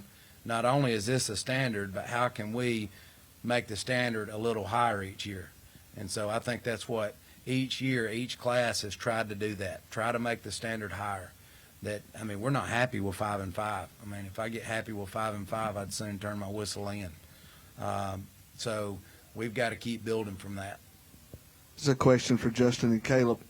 Knowing that your coach picked you two today, out of everybody on the team, to come to this prestigious event, What does that tell you about the trust he has in you, and also how does that make you want to lead when you're off the field at home or out on a Friday night or in the classroom? It's an honor. It's crazy to think that he picked us two out of everyone, and we're gonna put in the work and lead. Yeah, it's an honor as for Coach Nix to pick me and Justin for this, because me and Justin got to fill a big role. The seniors left last year, and as Coach Nix said, they laid down a big foundation, and they helped me and Justin become the leaders we are today.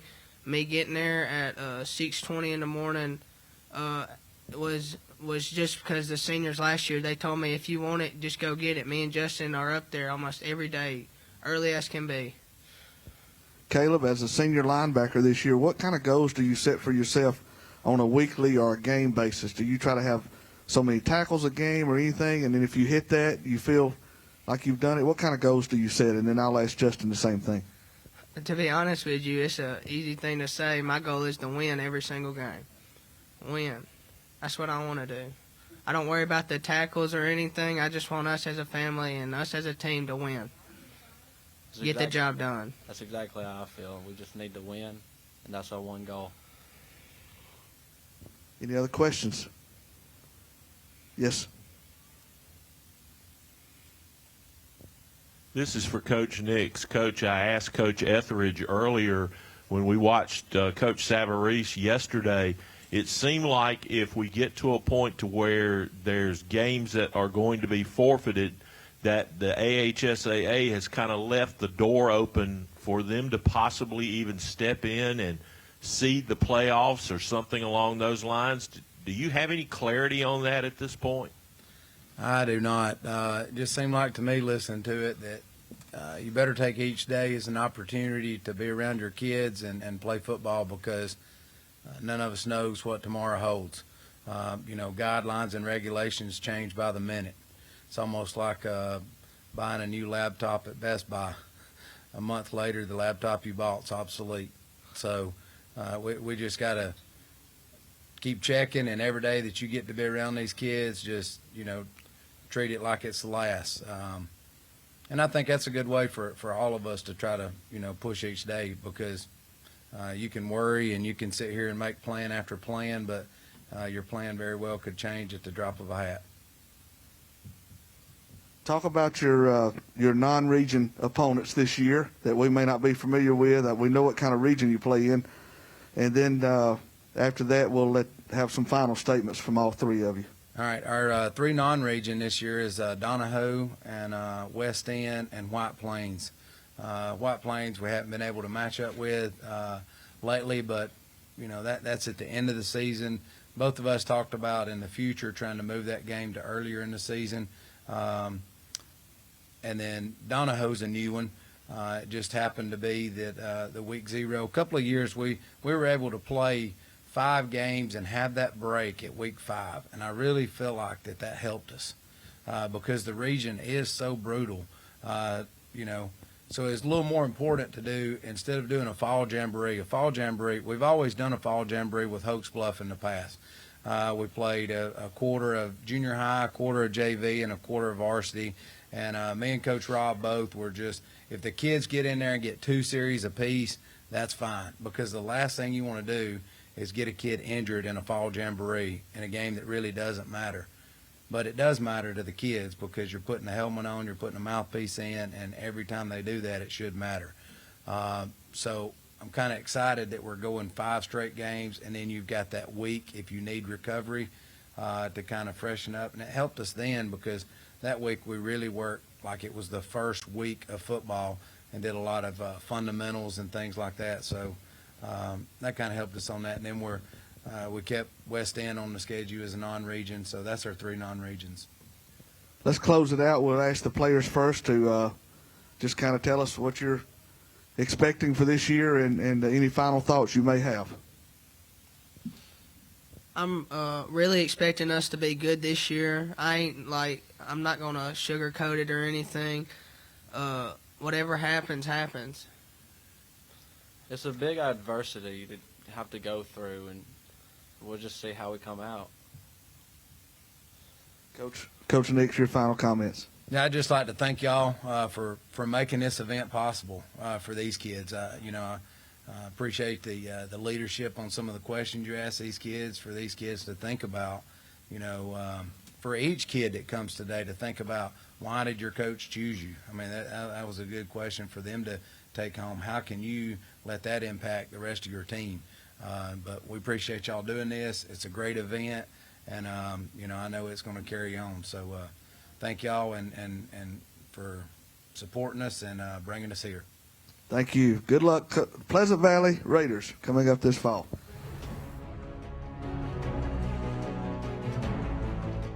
WOTM is the television provider for all Alabama High School Athletic Association championship events and special programs. WOTM is your home for the Super 7 football, state finals basketball, baseball and softball state championships, the AHSAA weekly show, and WOTM also produced the first ever football playoff show, Super 7 preview show, and reclassification reveal show. Your exclusive home for all things AHSAA is WOTM. Contact your local cable provider to request WOTM to your channel line. While you're at home with family for the next few weeks, don't put off scheduling home repairs. Call Ox Foundation for a free estimate. With more time at home, you tend to notice things you haven't in the past. Mold and moisture in your basement or crawl space, uneven driveways, stair-step cracks in your exterior brick, uneven floors and doors. If your home is showing weakness, it's time to get strong. How strong? Ox Strong. Stay strong, Alabama. Students learn sportsmanship from us, our coaches, the administration of the school, the parents. That's how we learn sportsmanship. Sportsmanship is one of the greatest tools that we can give our student athletes. It's respecting the game you're playing. It's respecting your opponent, respecting the field of play. That's what good sportsmanship is, and enjoying the game while you're playing.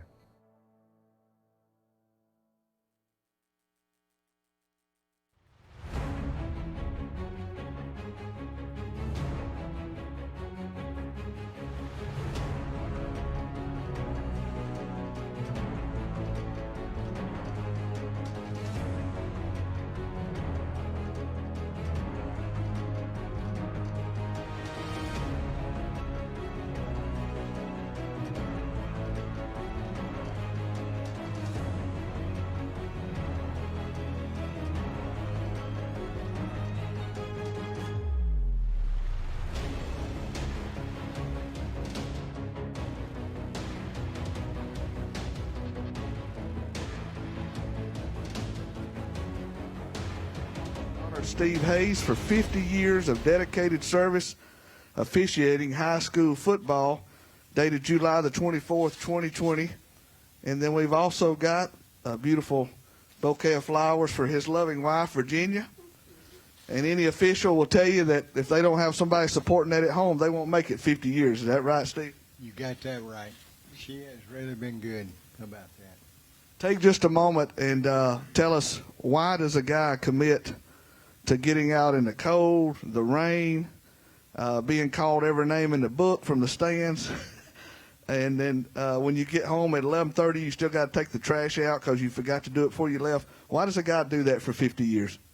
Well, you've got to have a passion of love for the kids, for the coaches, and for the schools. We've got some of the greatest administrators, coaches, and young men that play this sport. And if you don't love it, then you can't be around it. That's the reason the kids play. They love what they do. We love what we do. We enjoy serving them. And I thank God that He's given me the ability to serve such fine people. Do you worry about the future of officiating with not as many young guys going into it as they used to? I do. And with stuff going on like this year, we don't know from one day to the next what we're going to do. They've changed some of the rules right at the last minute that's going to help these kids and the coaches. So it changes. There's other stuff that the kids wants to get into, but you can't beat the sport of football. How much longer, I've got to ask, how much longer do you see yourself officiating? Well, my wife Jenny says until he drops dead. Well, I probably got maybe a couple more years. It's getting time for me to slow up. This is 12-month year for us. Officiating don't stop when the off season comes around. Now, I've got to stay in shape constantly. I've got to stay in books, and I deal with the schools. So it's a 12-month thing. So it's getting time. There's younger folks. We encourage the high school, the coaches, to send us their players. Get them involved into officiating. They've got the background for it. Well, time doesn't allow us for you to tell a couple of stories, but on behalf of the Quarterback Club of Calhoun County and everyone in this room and those watching live stream, we thank you. We thank you so much for your commitment to high school athletics. Give them a nice hand, will you? All right, we got Anderson High up in the next 3 minutes. 3 minutes. WOTM is the television provider for all Alabama High School Athletic Association championship events and special programs. WOTM is your home for the Super 7 football, state finals basketball, baseball and softball state championships, the AHSAA weekly show, and WOTM also produced the first ever football playoff show, Super 7 preview show, and reclassification reveal show. Your exclusive home for all things AHSAA is WOTM. Contact your local cable provider to request WOTM to your channel line. While you're at home with family for the next few weeks, don't put off scheduling home repairs. Call Ox Foundation for a free estimate. With more time at home, you tend to notice things you haven't in the past. Mold and moisture in your basement or crawl space, uneven driveways, stair-step cracks in your exterior brick, uneven floors and doors. If your home is showing weakness, it's time to get strong. How strong? Ox Strong. Stay strong, Alabama. All high school students should have an opportunity to participate in interscholastic athletics. Students can gain so much from participating in extracurricular activities through sport. Not only do they learn sportsmanship, they learn respect, and they learn teamwork. All of these are characteristics that students could carry with them throughout the rest of their lives.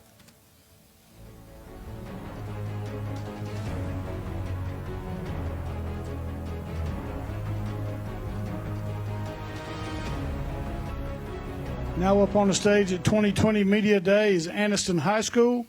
Anniston competes in 4A Region 4. Their opponents this year are Cherokee County, Cleveland County, Hanley High School, Jacksonville, Mumford, and White Plains. Their head coach is Mr. Rico White. And so, Coach White, we'll start with your opening comments, sir. Yes, first of all, I'm glad to be here. It's another season. It's a blessing to be able to play football. At times we thought it was going to be taken away from us, but the good Lord provided for us to be able to play. So I'm looking forward to this season. The kids have been working hard. We, as coaches, we've been playing together and just getting ready to have a great season.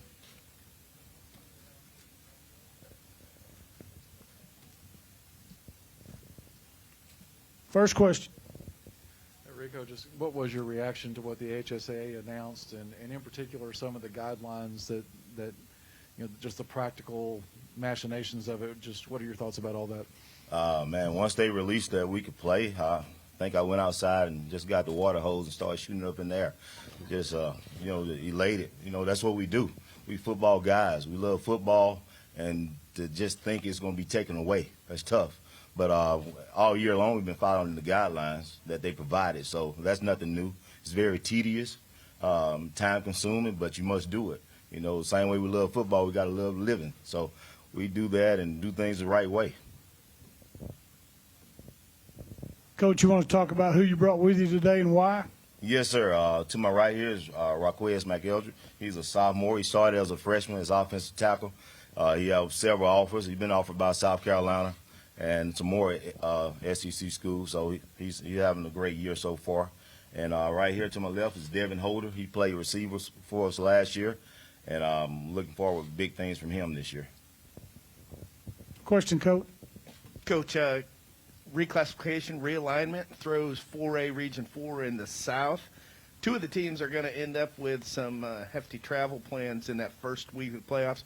certainly hope you're not one of them, but talk about that region and the possibility of that travel as we look down the road.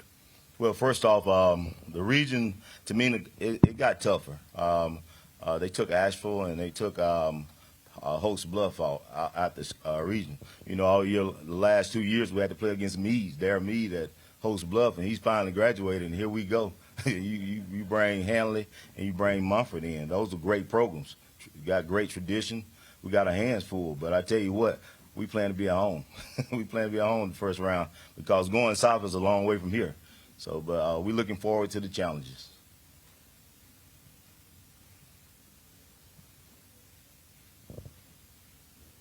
Question. Rick Wes, Coach talked about how the recruiting has really picked up for you. Just what's that been like, and kind of what have you learned about through the experience so far? I just got to give it all to my coaches, God, you know, the man above. He's the reason why I'm here today, and I worked hard, really, really hard last season to get where I am now, and I got to extend my progression and my techniques and everything in my position and make sure that we can win this year.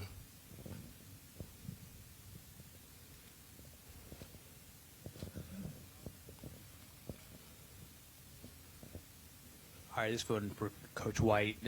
You've seen success on the field. You've seen success off of it as far as being able to get multiple guys signed with universities and whatnot. What's the expectation and the mindset been like over these last few years, and where it shifted not only this program but these players in Anderson High School football? Yes, the biggest thing when I first came in is setting a standard and being unbending on that standard, holding the kids accountable, holding myself accountable, holding the administration and everyone accountable. We have a plan, and it's all about the kids. It's not about us. It's not about me. It's strictly about these kids. The last 2 years, yeah, we made the first round the first year, and then we went to the semifinals last year. That still ain't our goal. We got higher goals. We got higher expectations. Apparently, I didn't do enough. The players didn't do enough to get to where we were trying to go, and that was Jordan Harris to win the whole thing. But I'll tell you what, this year we're working to get there. And like I said, we got standards on and off the field. The kids will tell you, Anderson High is a whole different place. They know the expectations. I got great assistant coaches that hold the same expectation that I have. So we look forward to every day, not just getting to a game or getting to a championship. Every day we happy to be there. You know, the biggest thing is making Anderson High excited. So that's what we do. This is for Devin. This summer, all that was going on, and whether we're going to play, whether we're not going to play, what was in your mind the whole time until we heard, hey, we're going to play? Did you hear from your coach? Did he have y'all do any things to prepare while you were at home and not able to come in and meet together?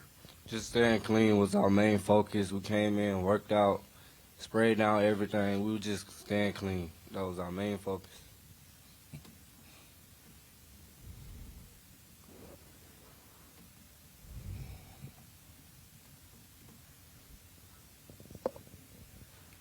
Question, Coach. Yeah, Coach, you mentioned the region's gotten tougher. I agree with you.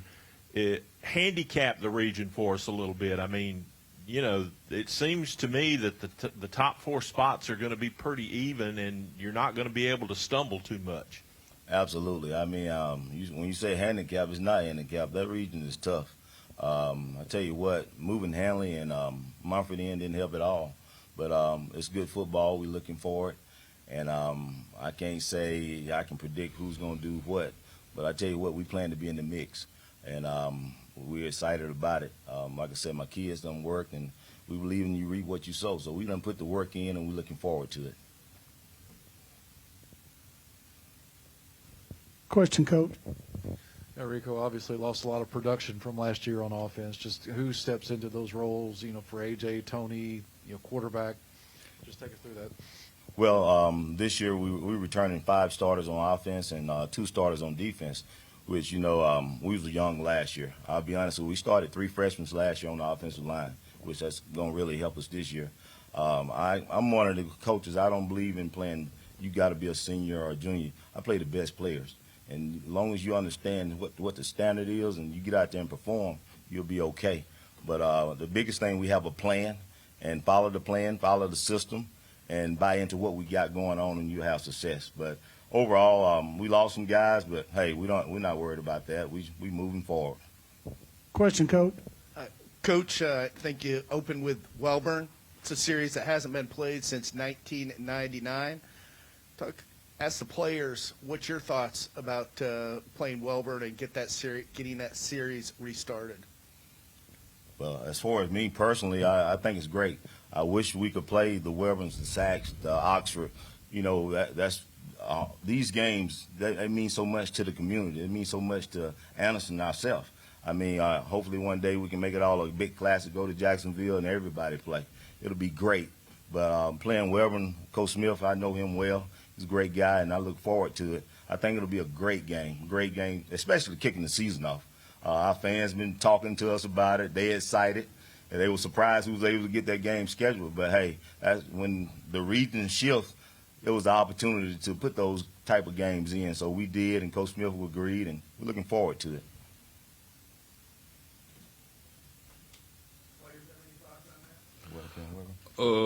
It's kind of good that we got to play Wilburn. Like, we're going to play them this year. Wilburn is a good team. They made it to the fourth round like we did last year. Hey, so team, I want to play the best, to be the best. I want to play people that I know, like, it's just easily be beat. I want to earn my way, and I want to be ready to play this game this year. And it's going to be a good game, the first game, and then the season going to carry on. It's going to be a good game. Wilburn's a tough team. You know, we just got to come out and do our goals. When we talked back in June, you talked about a freshman quarterback you have coming up. Tell us about him a little bit. Yes, Jaden Lewis. He, believe it or not, the kid, he got an opportunity to play in the playoffs last year a couple of times, so he got some experience. But one thing about it, I can't say he's a starter yet. I mean, we got other guys that want to play that position, so he got his work cut out. And but as far as experience and leadership, he have all those intangibles. But at the same time, the door is wide open for whoever wants to step in. Question, Coach. All right, this is for the both players. Raquise, you just mentioned the fact that Welburn went to the semifinals. You guys were a game away from the state championship as well. How much did that drive you all this off season, going into next year, knowing you're 4 quarters away from that ultimate goal of playing a state championship for both Raquise and for Devin? I mean, making it to the fourth round took a lot of hard work, but at the same time, it hurt all of us and mainly the seniors. It was their last year. So when we messed up in the fourth round and we lost, 1 game away from the state championship, we got to come back 10 times harder. Yeah, once we lost that game last year, it was just in me to work harder. If we can do that, we can go to the state finals.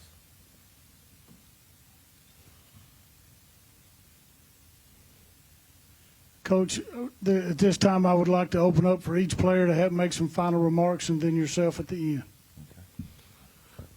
Just ready for the season. Just get it. Come back harder, stronger, faster, everything.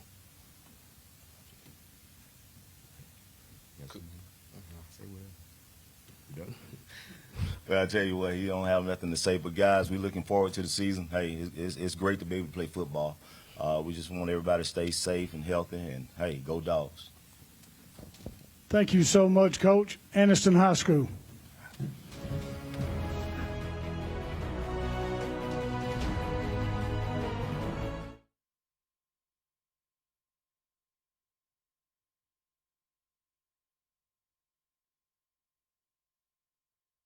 WOTM is the television provider for all Alabama High School Athletic Association championship events and special programs. WOTM is your home for the Super 7 football, state finals basketball, baseball and softball state championships, the AHSAA weekly show, and WOTM also produced the first ever football playoff show, Super 7 preview show, and reclassification reveal show.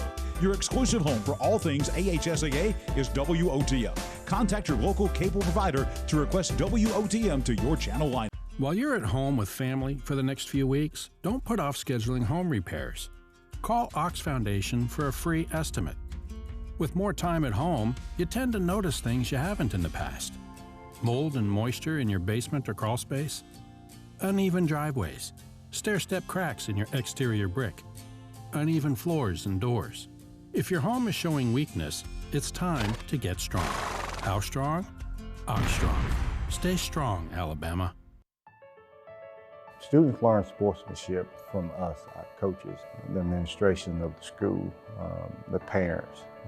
That's how we learn sportsmanship. Sportsmanship is one of the greatest tools that we can give our student athletes. It's respecting the game you're playing. It's respecting your opponent, respecting the field of play. That's what good sportsmanship is, and enjoying the game while you're playing.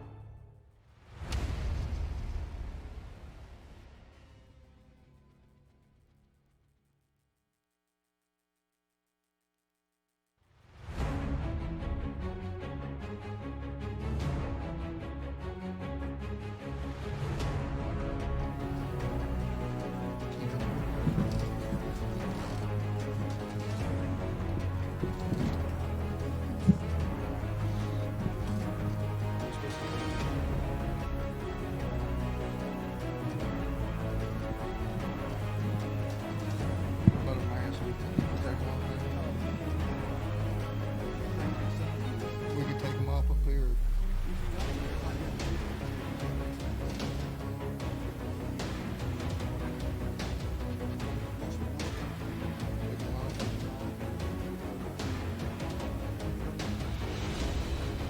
See, mine won't trip real good around his chin.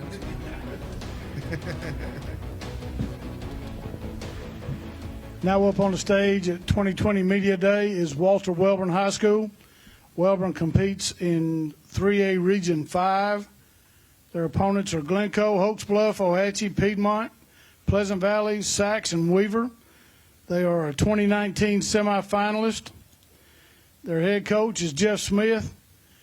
This year, Coach Smith was also awarded the Making a Difference Award and was also named by the Alabama Football Coaches Association as the 3A Coach of the Year.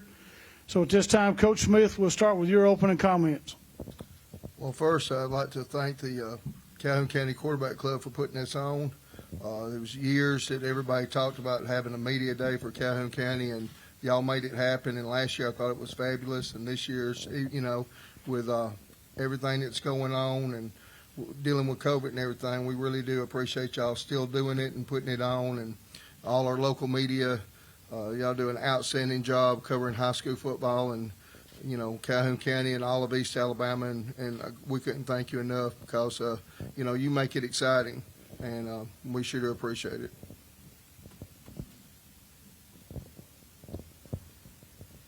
Questions? Jeff, just what was your reaction to the HSAA's announcement yesterday, and in particular, the guidelines and just going forward, how practical that is, when people start hitting? Well, I tell you what, excitement. We knew a lot about it on Tuesday and more Wednesday, and then of course it was made official Thursday. So we were testing our kids this week as far as their lifts and their running this week, and then Wednesday afternoon we had them come in. We were able to tell them that everything's full speed ahead and it's a go. And man, it's great. To me as a coach, it feels like a weight lifted off your back, because I know how much these kids have put in, not just this year, but all the years leading up to this year right here. And I'm just excited about them, having a chance to have a senior season. Coach, question in the front. Coach Smith, why don't you take this time to introduce the two young men that you felt worthy to bring with you today? Well, to my left is my son, Jet Smith. He's a senior. He is our quarterback and middle linebacker. To my right is Caden Goodwin, who plays defensive tackle and center for us. And Caden is probably our leading candidate for a Valley Victorian in the school. He'll be a senior also. And both of these young men been in our program since the 7th grade and have meant a lot to us. Question right here. I'll piggyback right off Joe's question, but this will be both for Caden and for Jet. Both seniors going into your senior year. How big was this news that you will get to play on schedule as timed, obviously with the flexibility and being able to go out and enjoy your senior season for sure? I'm very thankful for having a season this year. Just to then make it clear that we have a season, it just, excites us and makes us ready. And just hoping everything stays as planned. Just like Jet said, just excitement, ready to play our senior year. Jeff, I know in the community there's been some issues. Have you been successful in trying to keep the COVID at least out of the team, or have you had any issues as far as positive tests or anything extra you've had to do? Well, listen, it's not just our community, it's every community. And if it hadn't touched your community yet, it's going to. I mean, there's no keeping it out. We're just going by all the guidelines and the recommendations that the High School Athletic Association's put out there and the CDC has put out there, and trying to do the best we can. And, I hope I don't jinx this by saying this, but I'm very thankful that we've been able to do this. But, we didn't start workouts on June 1st, the very first day, because we didn't feel like we were ready to do all that we needed to do to get through the summer. So we waited a week and we started on June 8th, and we were able to get 12 workouts in June, and we got 11 in July, and so we ended up getting 23 summer workouts, and very thankful for it, and had good participation, and was able to get the kids back in working toward conditioning and their strength that we missed, because now we were out for from St. Patrick's Day to June 8th, and being able to get them back those 23 days and get them back to work and everything, it's been a big blessing. And I tell you what, I think that the way we're starting next week, with next week being all helmets and basically using that as an acclimation week, it's good, because we were off for a long time, and just getting the kids out there running around on the field and cutting and doing all the football things you have to do, it takes some time to do that. And I think this week we got coming up to be able to do that. It's going to be good for us. Question, Coach. Chet, this is for you. I know you're probably tired of answering this question, but what's it like playing for Dad, and what's something you can say about him that's off the field? I mean, I assume y'all spent a lot of time together during this COVID, where you hadn't been able to go anywhere but each other. But what's it like playing for him, and then what's something you can share with us that's off the field with your dad, and not maybe coach related? Well, it's great playing for my dad, and also playing for my brother too out there. Sometimes it's harder on me, but I love it, and I think it's great. I think it helps me learn more about the game, and that's the part on the field, and then off the field, my dad is a great guy, great father. I wouldn't trade him for the world, and he teaches me everything that I need to know on the field and off the field, and I appreciate it.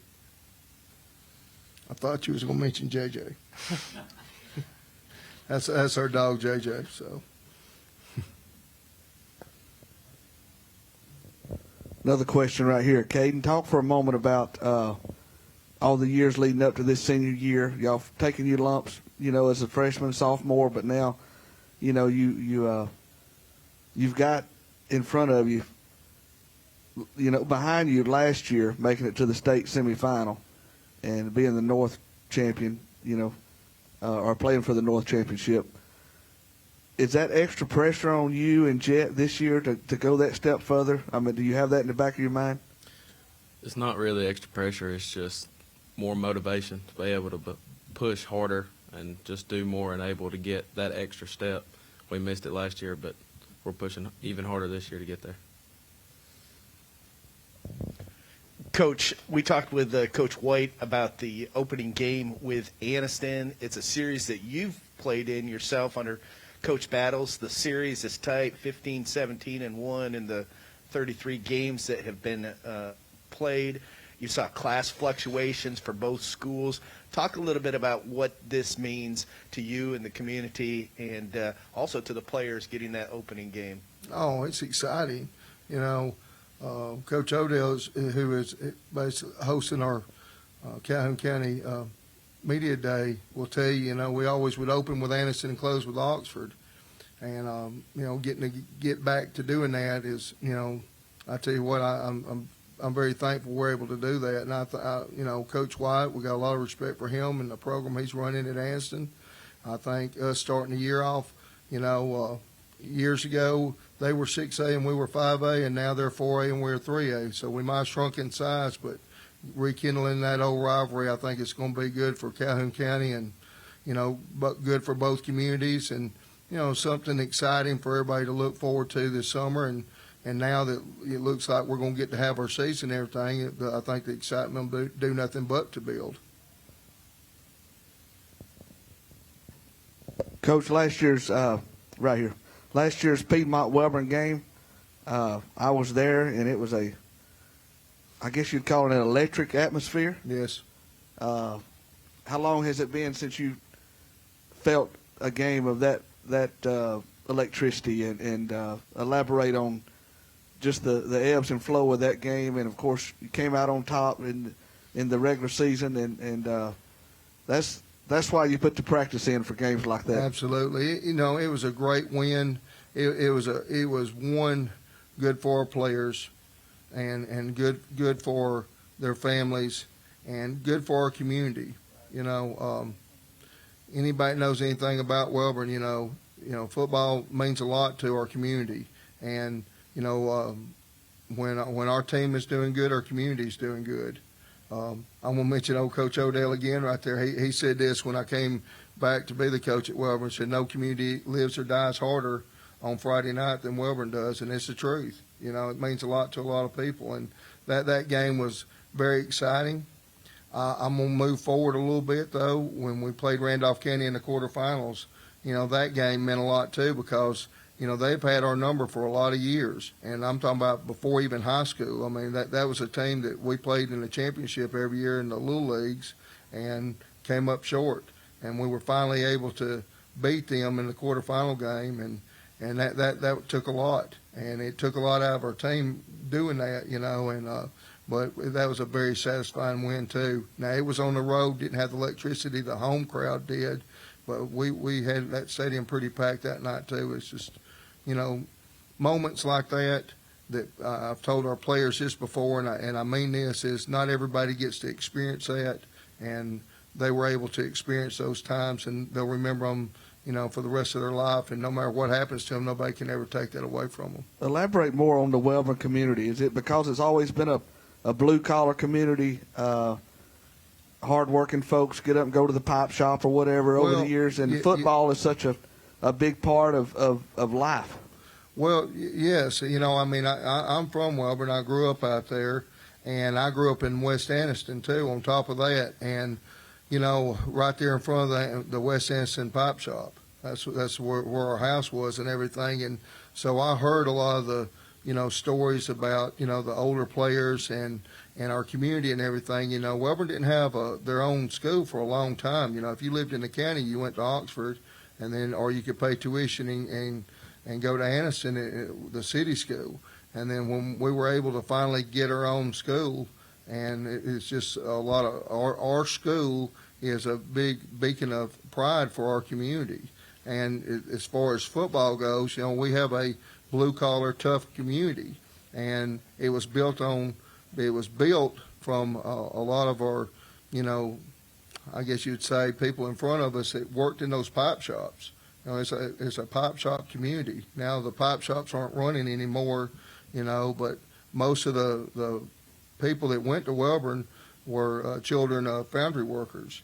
And, you know, we had a store right in front of the West Anniston Pipe Shop, and I remember those shop workers coming up, you know, at lunch and before their shift and at lunch and right after their shift, and they had worked so hard, and they would just lay all over our front porch and everything, and they were totally spent.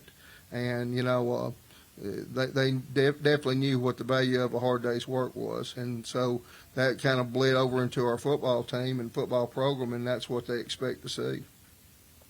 Question, Coach? Yeah, Jeff, can you take just a minute to talk about how the overall quality of high school football in Calhoun County has elevated over, the past 5 years? You've got the quality of all the coaches that are in the county now. You had 5 schools play in semifinal games last year, 3 play in championship games. It just seems like the quality of football and the attention that it's getting statewide here in Calhoun County has really elevated. Well, I mean, you know, as far as coaches go, I think that Calhoun County and the surrounding areas have always had high-quality coaches. You know, I mean, think back of the 60s when you had Coach Scales and Coach Dupree and, you know, Coach Farrell, and I can keep on, Coach Holder out at Piedmont, and I can just keep on naming those guys back then. And then you go into the 70s with Coach Ingram and Bill Burgess, you know, and Coach Bowles, and it was just some very good coaches that came through. You know, Jack Stewart. You know, I hope I'm not leaving anybody out because you know, but there's always been good quality coaches, I think, through here. And you know, as far as players go, you know, we've always had some good athletes here. I think right now we're in an upswing right now and just got a lot of good ones at one time, and that's why you had the 5 semifinal teams last year.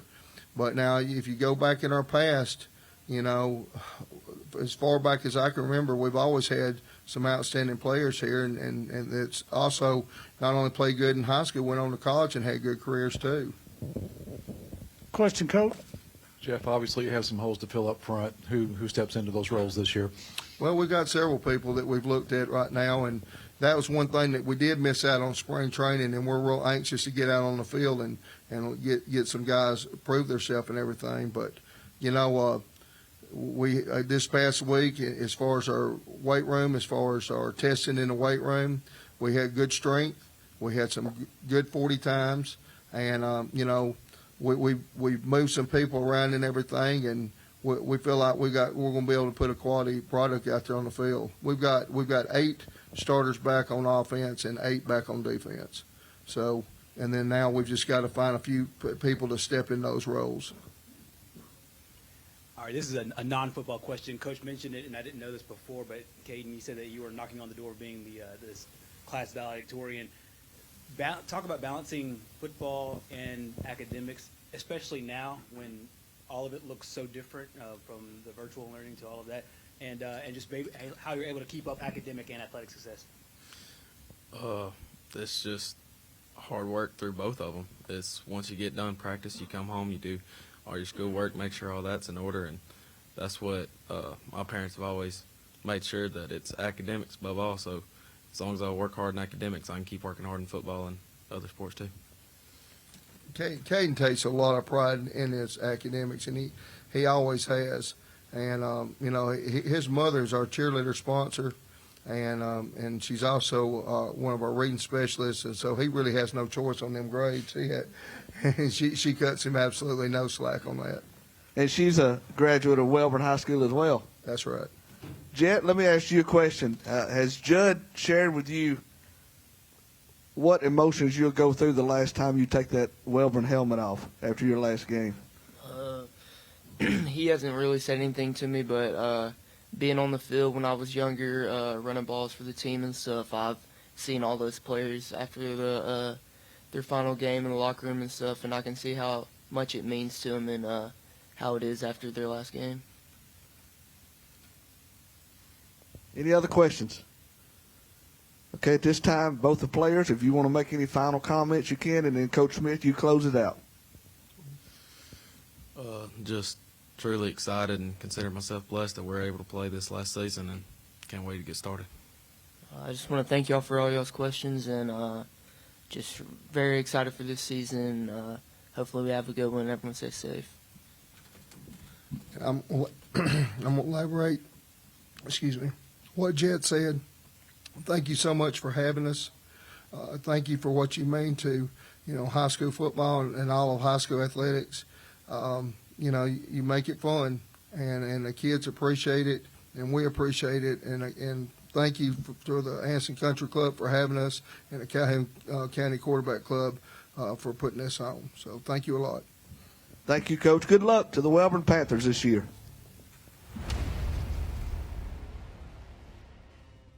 WOTM is the television provider for all Alabama High School Athletic Association championship events and special programs. WOTM is your home for the Super 7 football, state finals basketball, baseball and softball state championships, the AHSAA weekly show, and WOTM also produced the first ever football playoff show, Super 7 preview show, and reclassification reveal show. Your exclusive home for all things AHSAA is WOTM. Contact your local cable provider to request WOTM to your channel line. While you're at home with family for the next few weeks, don't put off scheduling home repairs. Call Ox Foundation for a free estimate. With more time at home, you tend to notice things you haven't in the past. Mold and moisture in your basement or crawl space, uneven driveways, stair-step cracks in your exterior brick, uneven floors and doors. If your home is showing weakness, it's time to get strong. How strong? Ox Strong. Stay strong, Alabama. All high school students should have an opportunity to participate in interscholastic athletics. Students can gain so much from participating in extracurricular activities through sport. Not only do they learn sportsmanship, they learn respect, and they learn teamwork. All of these are characteristics that students could carry with them throughout the rest of their lives.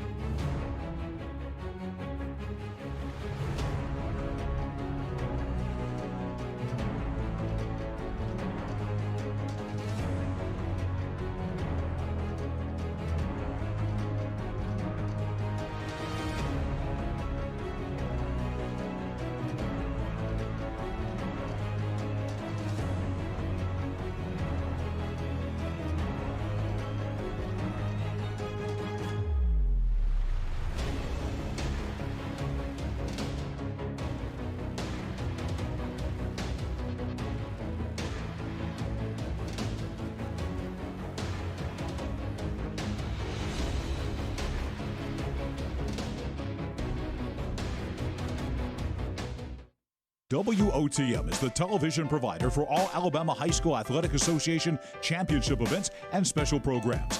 WOTM is your home for the Super 7 football, state finals basketball, baseball and softball state championships, the AHSAA weekly show, and WOTM also produced the first ever football playoff show, Super 7 preview show, and reclassification reveal show. Your exclusive home for all things AHSAA is WOTM. Contact your local cable provider to request WOTM to your channel line. While you're at home with family for the next few weeks, don't put off scheduling home repairs. Call Ox Foundation for a free estimate. With more time at home, you tend to notice things you haven't in the past. Mold and moisture in your basement or crawl space, uneven driveways, stair-step cracks in your exterior brick, uneven floors and doors. If your home is showing weakness, it's time to get strong. How strong? Ox Strong. Stay strong, Alabama.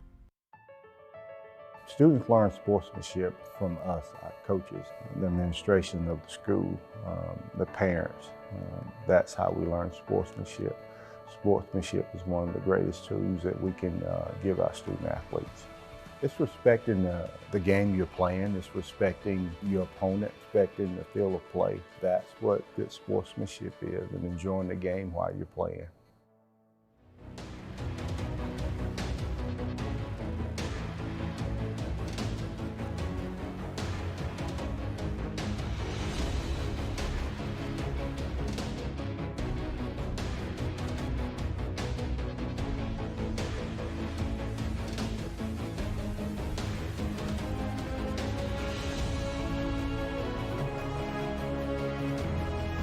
Donahoe in 30 seconds.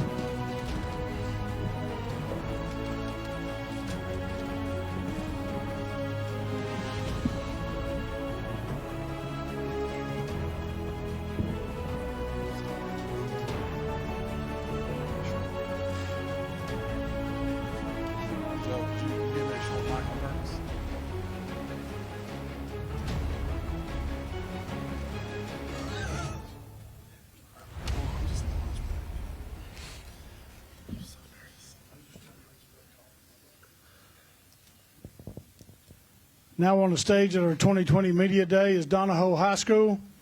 Donahoe competes in 1A Region 5. Their region opponents are Raglan, Talladega County Central, Victory Christian, Wadley, Winterboro, and Woodland High School. Their coach is Mark Sanders, and so at this time we will start, Coach Sanders, with your opening comments. Hello, everyone. Thank you all for inviting us today and for putting this on for us. We're looking really forward to having a great season this year, as long as it'll last. And, we're just keeping our prayers up for that everybody's going to, be as safe as they can and wear a mask out in public as much as they can and just really just put hygiene number one and keep this thing going as long as we can.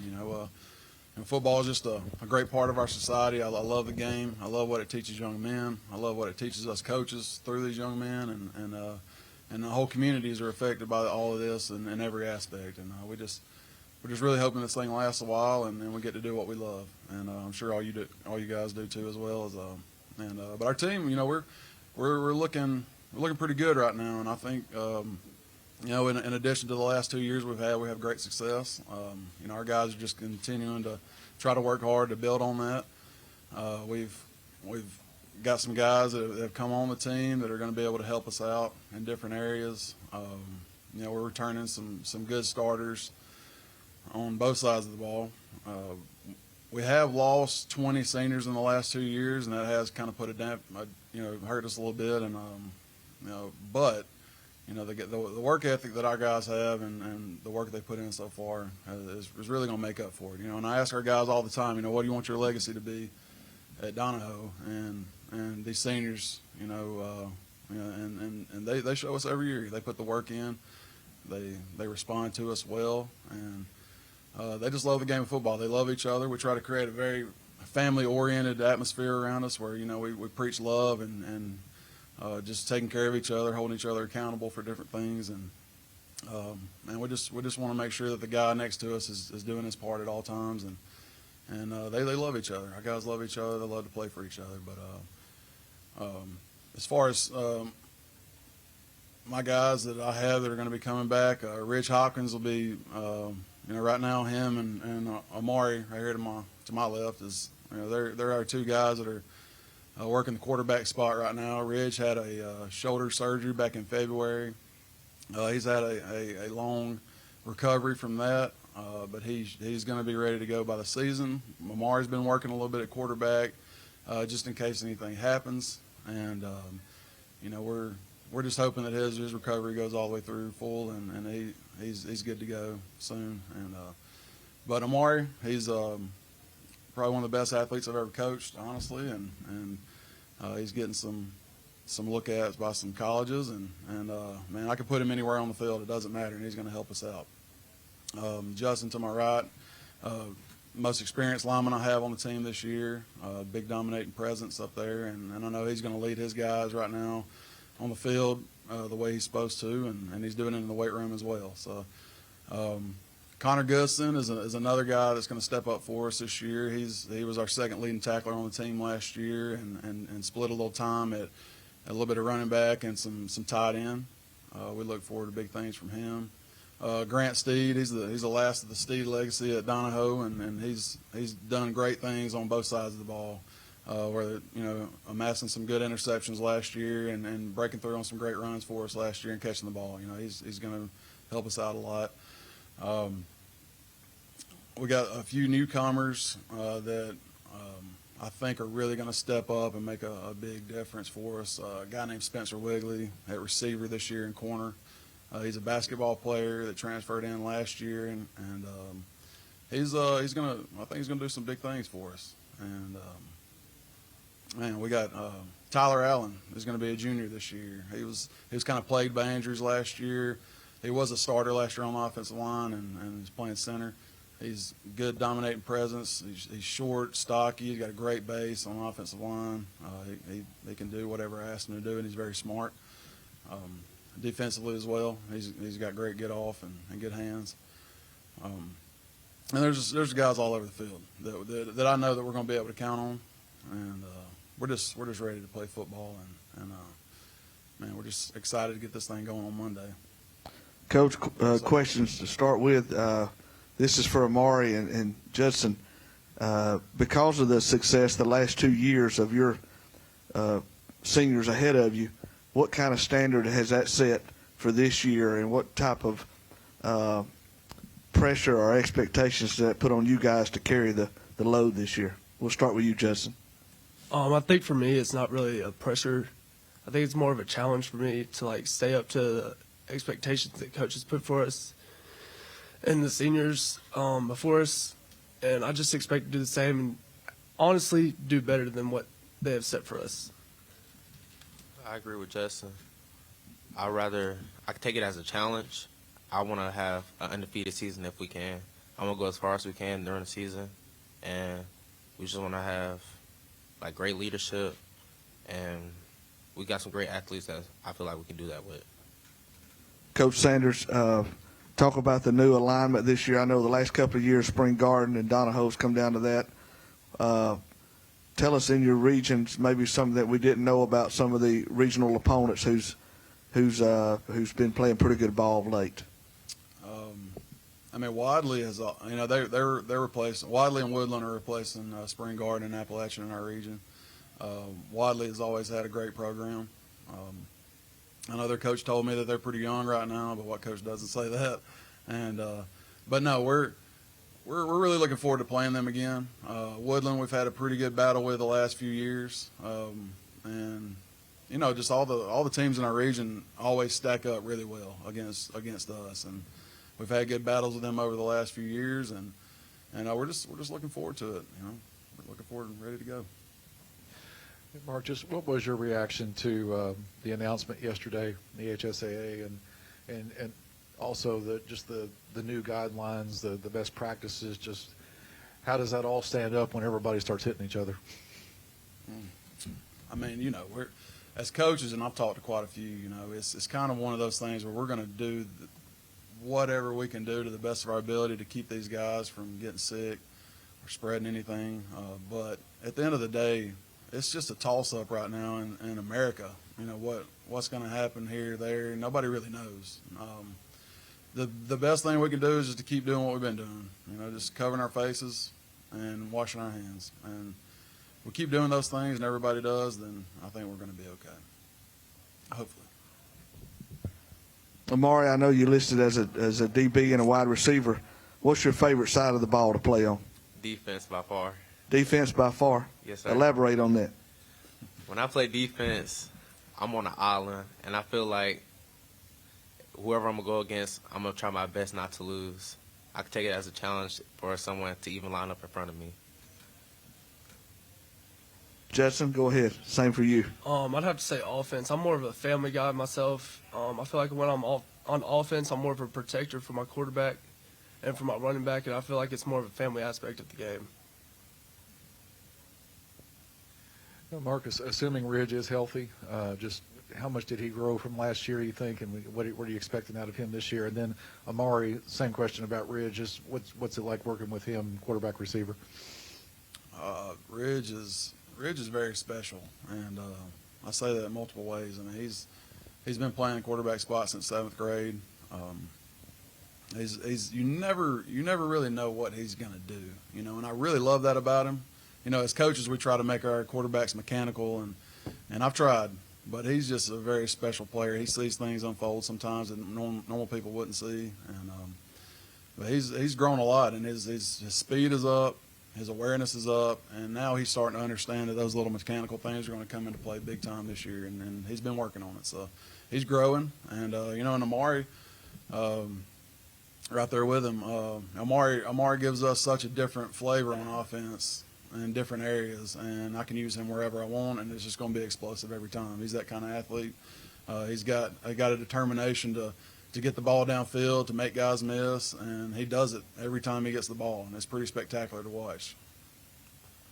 This is for Judson and Amari. I know you take 1 week at a time, but looking at the schedule, who's your most anticipated opponent to play this year? Who are you looking forward to playing? I'm looking forward to play White Plains.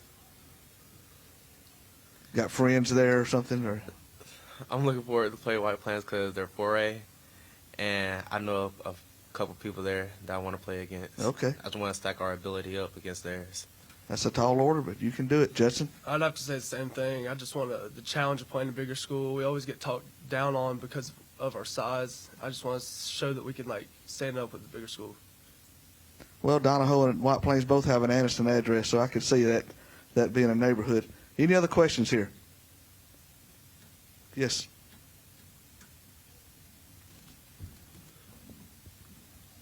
Amari, same as earlier, just working with Ridge, how did that develop between the two of you last year? And then, Coach talked about you possibly playing some quarterback this year. Just talk about that. Well, Ridge has been my quarterback since I've been at Donahoe, except for 1 year. The amount of times I've seen him mess up and the amount of times I've seen him grow as a quarterback is tremendous.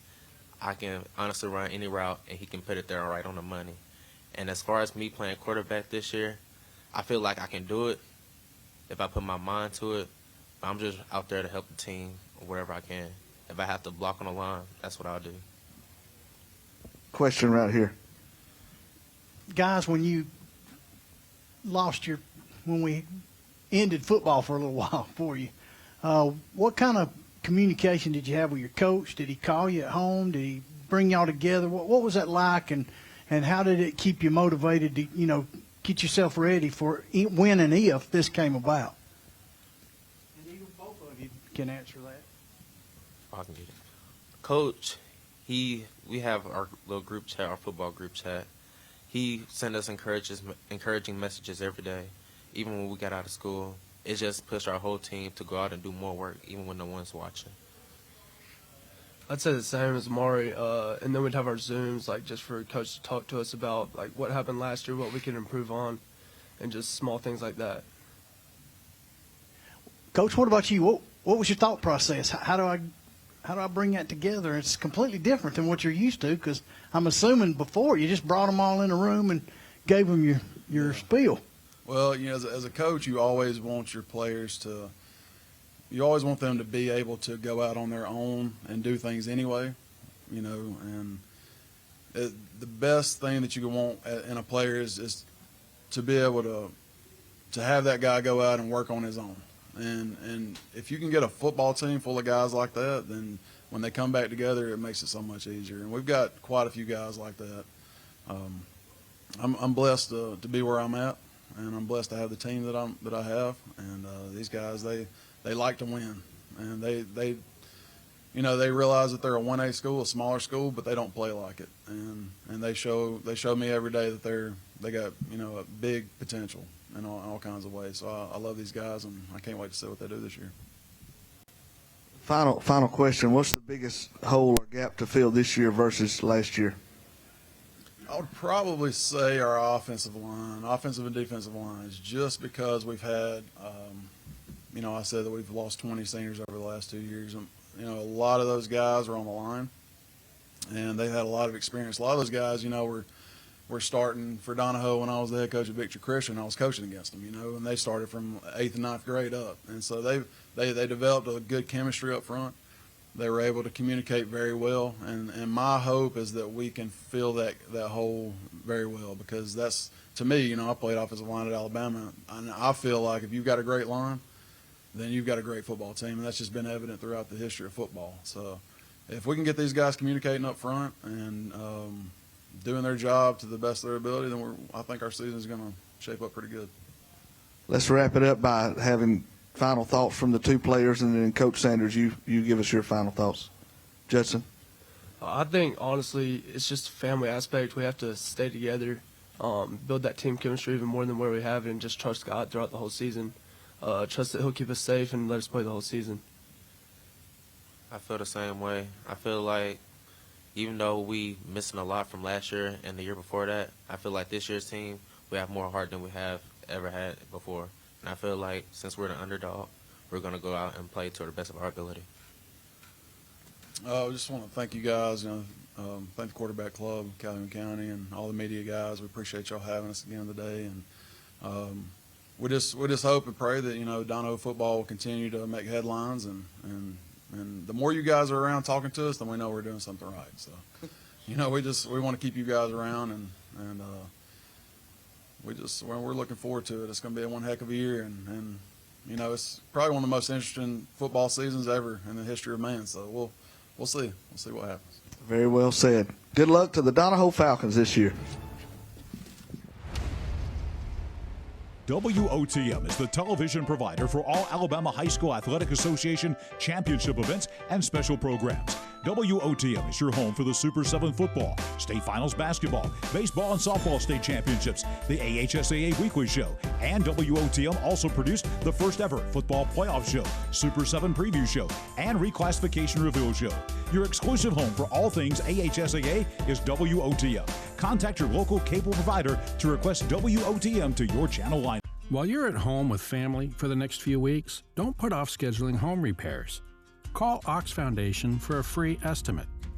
With more time at home, you tend to notice things you haven't in the past. Mold and moisture in your basement or crawl space, uneven driveways, stair-step cracks in your exterior brick, uneven floors and doors. If your home is showing weakness, it's time to get strong. How strong? Ox Strong. Stay strong, Alabama. All high school students should have an opportunity to participate in interscholastic athletics. Students can gain so much from participating in extracurricular activities through sport.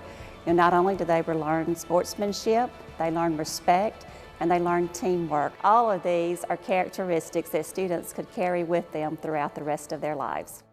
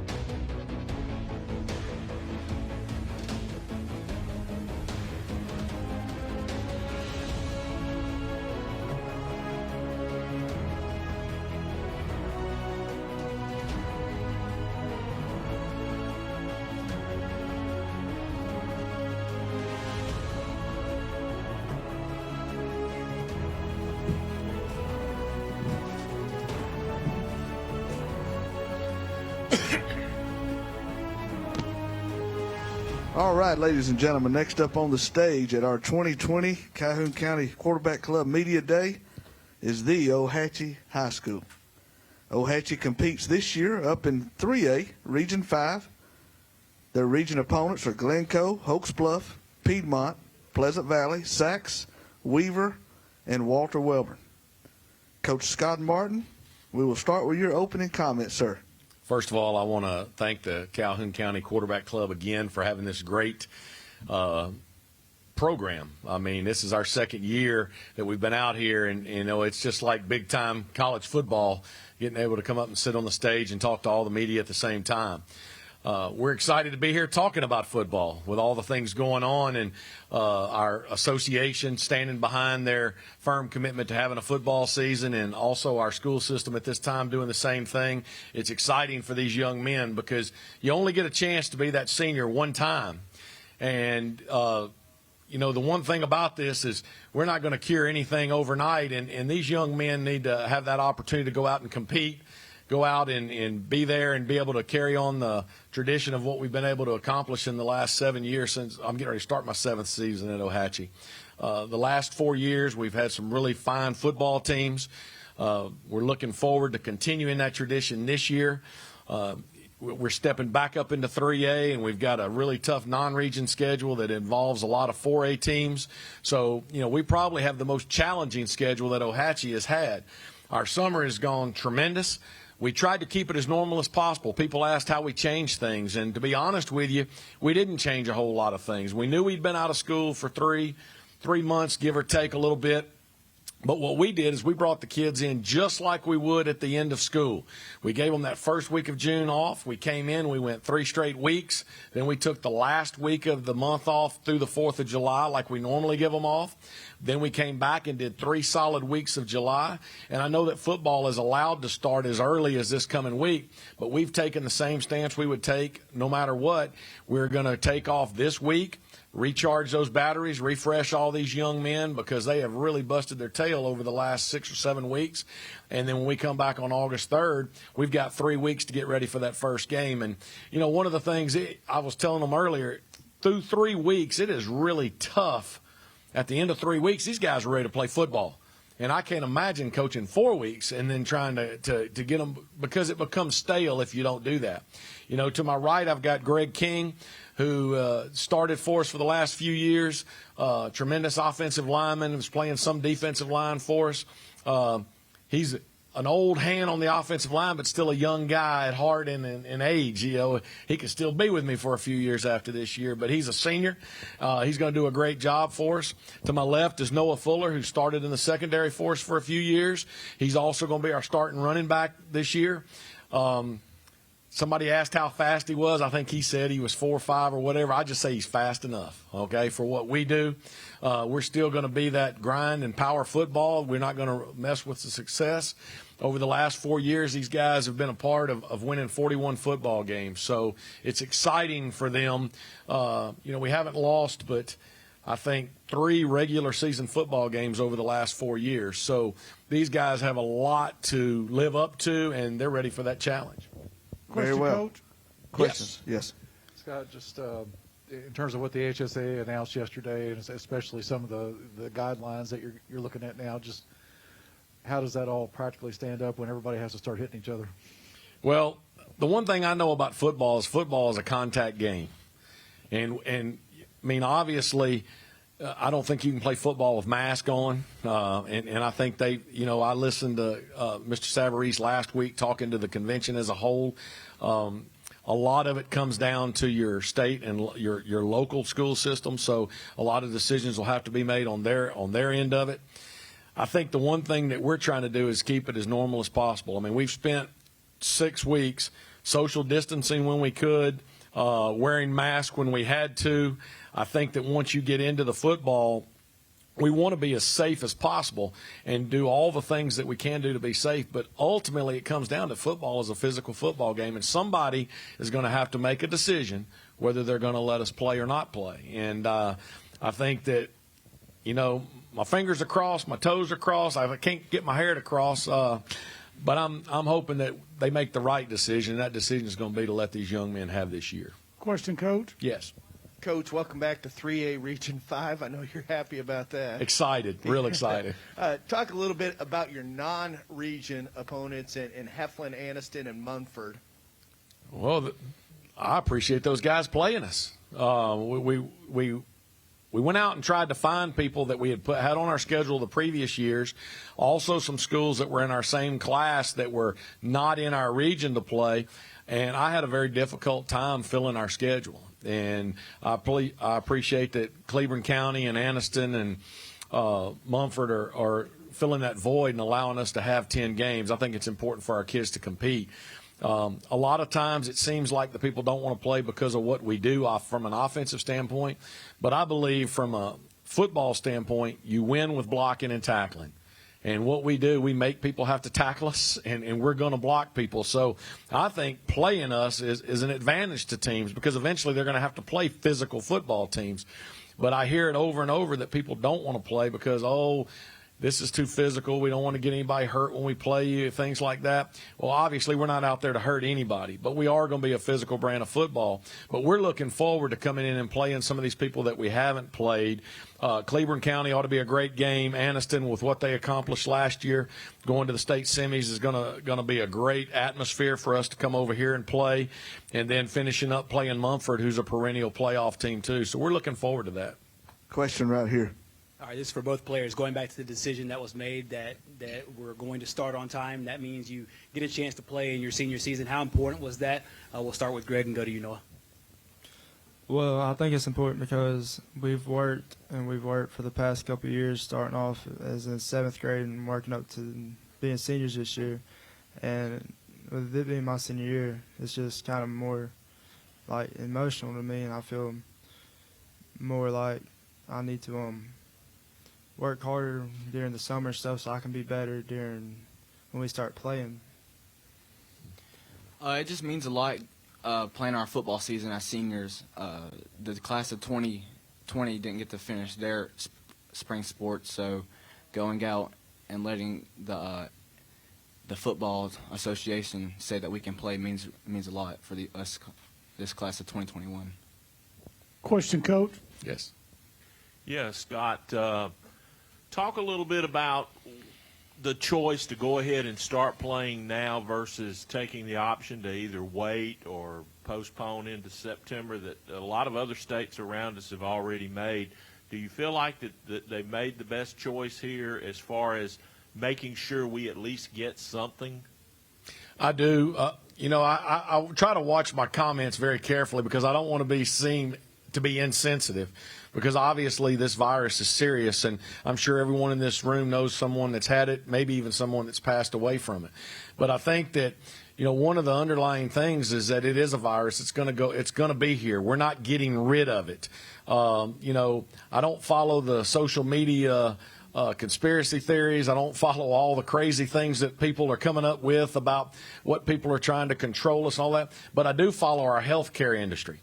Our healthcare industry, starting with epidemiologists who say that, hey, we're not going to get rid of this thing until we get a vaccine, but you can't shut down government. You can't shut down education. It's important that schools, one of the things the epidemiologists have said is be careful starting when you start shutting down schools. I mean, that could be a tremendous problem.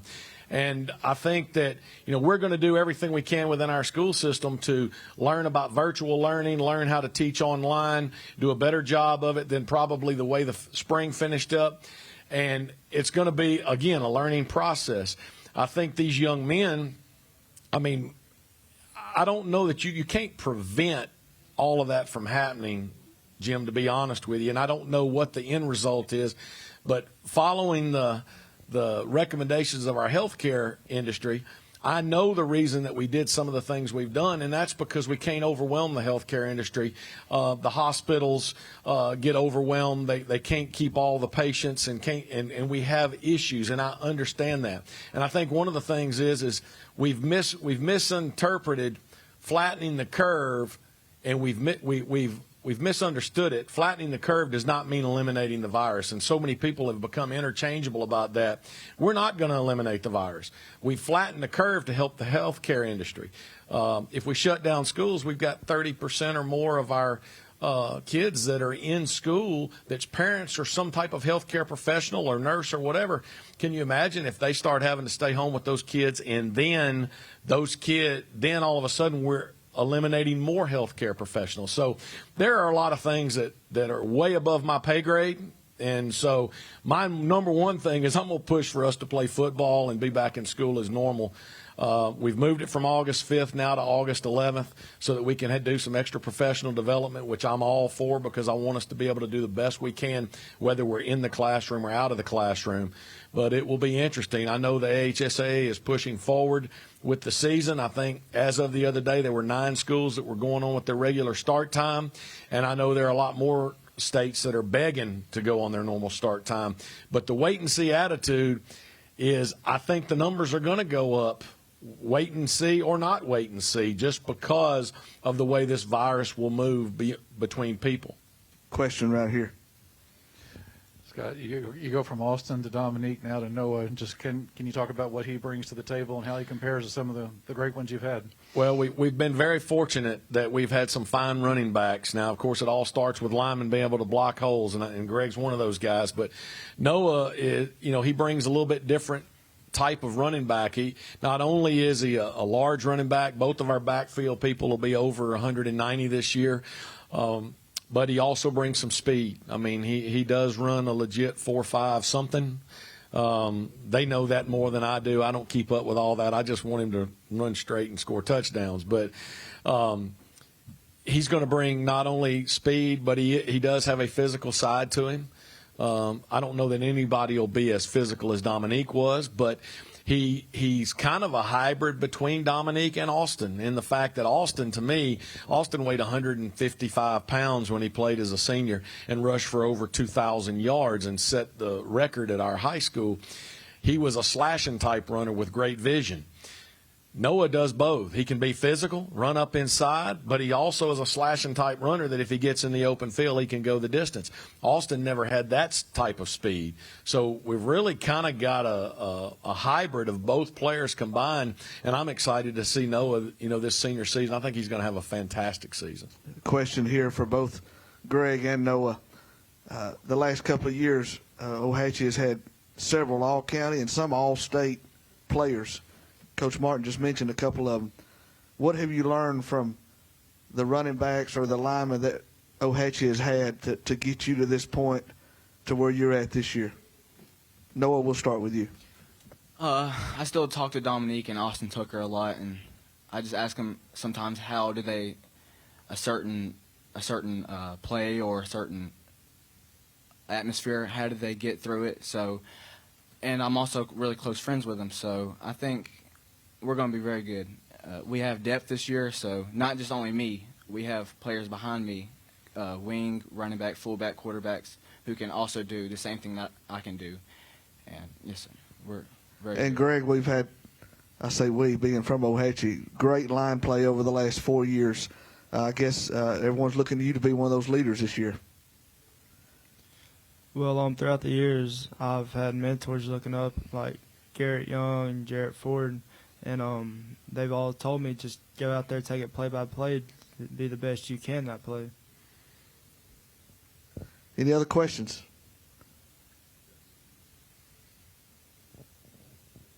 Yeah, Scott, I asked Coach Smith this earlier. Talk a little bit about the quality of football in Calhoun County.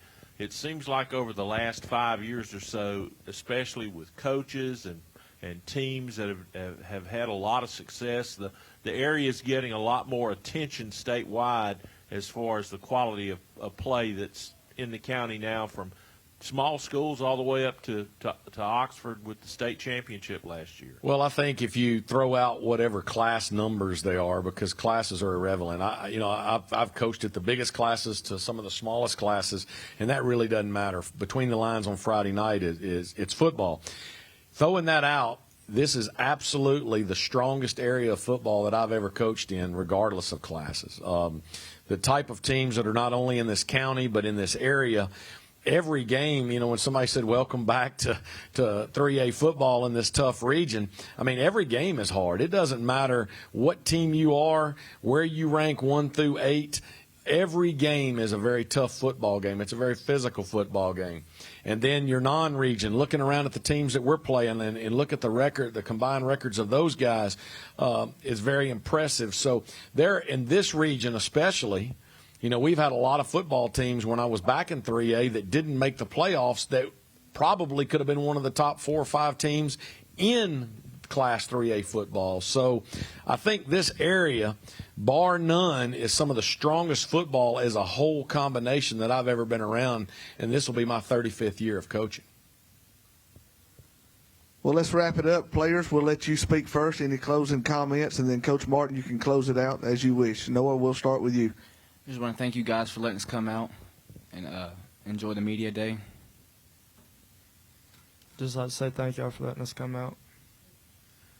And you can see Greg's real talkative. But I do want to thank the Calhoun County Quarterback Club and all the sponsors today for allowing us to come out and be a part of this. It's just great to get that feeling. You know, I'm walking out of here. You know, somebody asked me a little bit earlier about, you know, I am a huge golfer in the off season, and you know, but that comes to an end. I mean, it came to an end. I mean, I'm not even playing in a big tournament this weekend just because once we get to this point, you know, it's all football, and we're excited about the opportunity, and we're going to keep saying our prayers daily and hope that we're able to have this great season. And more than anything, for these 2 guys plus the other 10 seniors on our football squad, we hope to be talking to a lot of y'all after games on Friday nights. We appreciate it. Thank you. Thank you, Coach Martin, and good luck to the Ohatchee Indians. WOTM is the television provider for all Alabama High School Athletic Association championship events and special programs. WOTM is your home for the Super 7 football, state finals basketball, baseball and softball state championships, the AHSAA weekly show, and WOTM also produced the first ever football playoff show, Super 7 preview show, and reclassification reveal show. Your exclusive home for all things AHSAA is WOTM. Contact your local cable provider to request WOTM to your channel line. While you're at home with family for the next few weeks, don't put off scheduling home repairs. Call Ox Foundation for a free estimate. With more time at home, you tend to notice things you haven't in the past. Mold and moisture in your basement or crawl space, uneven driveways, stair-step cracks in your exterior brick, uneven floors and doors. If your home is showing weakness, it's time to get strong. How strong? Ox Strong. Stay strong, Alabama. Students learn sportsmanship from us, our coaches, the administration of the school, the parents. That's how we learn sportsmanship. Sportsmanship is one of the greatest tools that we can give our student athletes. It's respecting the game you're playing. It's respecting your opponent, respecting the field of play. That's what good sportsmanship is, and enjoying the game while you're playing.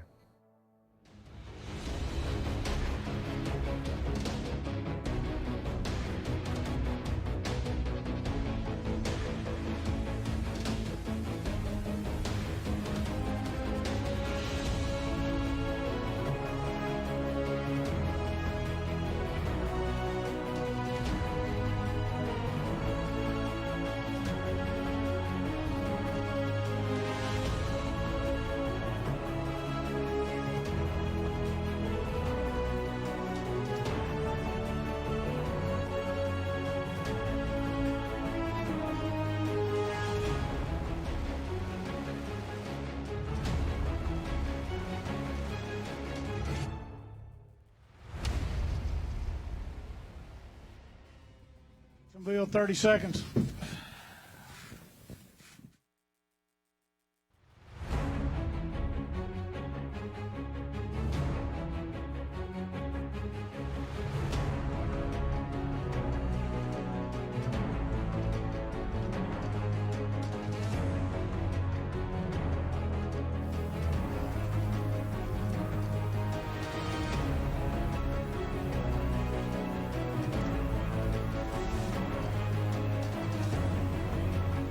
Now up on the stage at our 2020 Media Day is Jacksonville High School. Jacksonville competes in 4A Region 4. Their region opponents are Cherokee County, Cleveland County, Hanley, Anniston, Mumford, White Plains. They are the 4A state runner-up, and they are head coached by Clint Smith. At this time, Coach Smith, I'll turn the floor over to you. Well, we appreciate y'all being here today, putting on this event. It's an outstanding event for all of our schools, being able to showcase our schools, our programs, and our student athletes. So we really appreciate that, and we're excited to be here. Two of the young guys that I have with me today are seniors for me this year. Both these guys have played a lot of ball for us over the years, and two of our leaders, Jackson Moses, who's starting linebacker, Jalen Prater, who's also a starting linebacker. They've just done a great job of doing things the right way and helping lead our team over the past several years. And as they go into this senior role, they understand that their role this year is even more important as well as our other seniors that are on our team. But Jackson, talking a little bit about these two guys, going into last year, going into the state championship game, we get down to Auburn, and we're doing a walkthrough, and Jackson's just not feeling well, and you can tell it. And never said anything, never complained. Played in the state championship game. You could tell he didn't feel good. But like I said, he never did any kind of complaining or anything. Did everything that he could do. And he got back from the game, went to the hospital. He had the flu.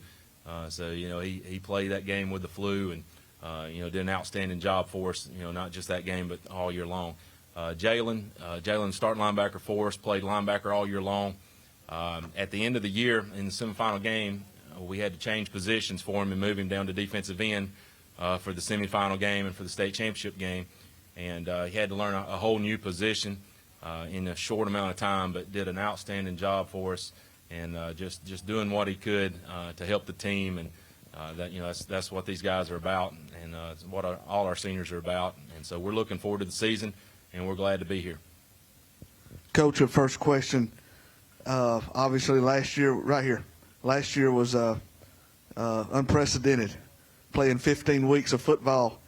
Tell us, going into this year, does that add more fuel to the fire, getting that close to where you could taste it for you and the players?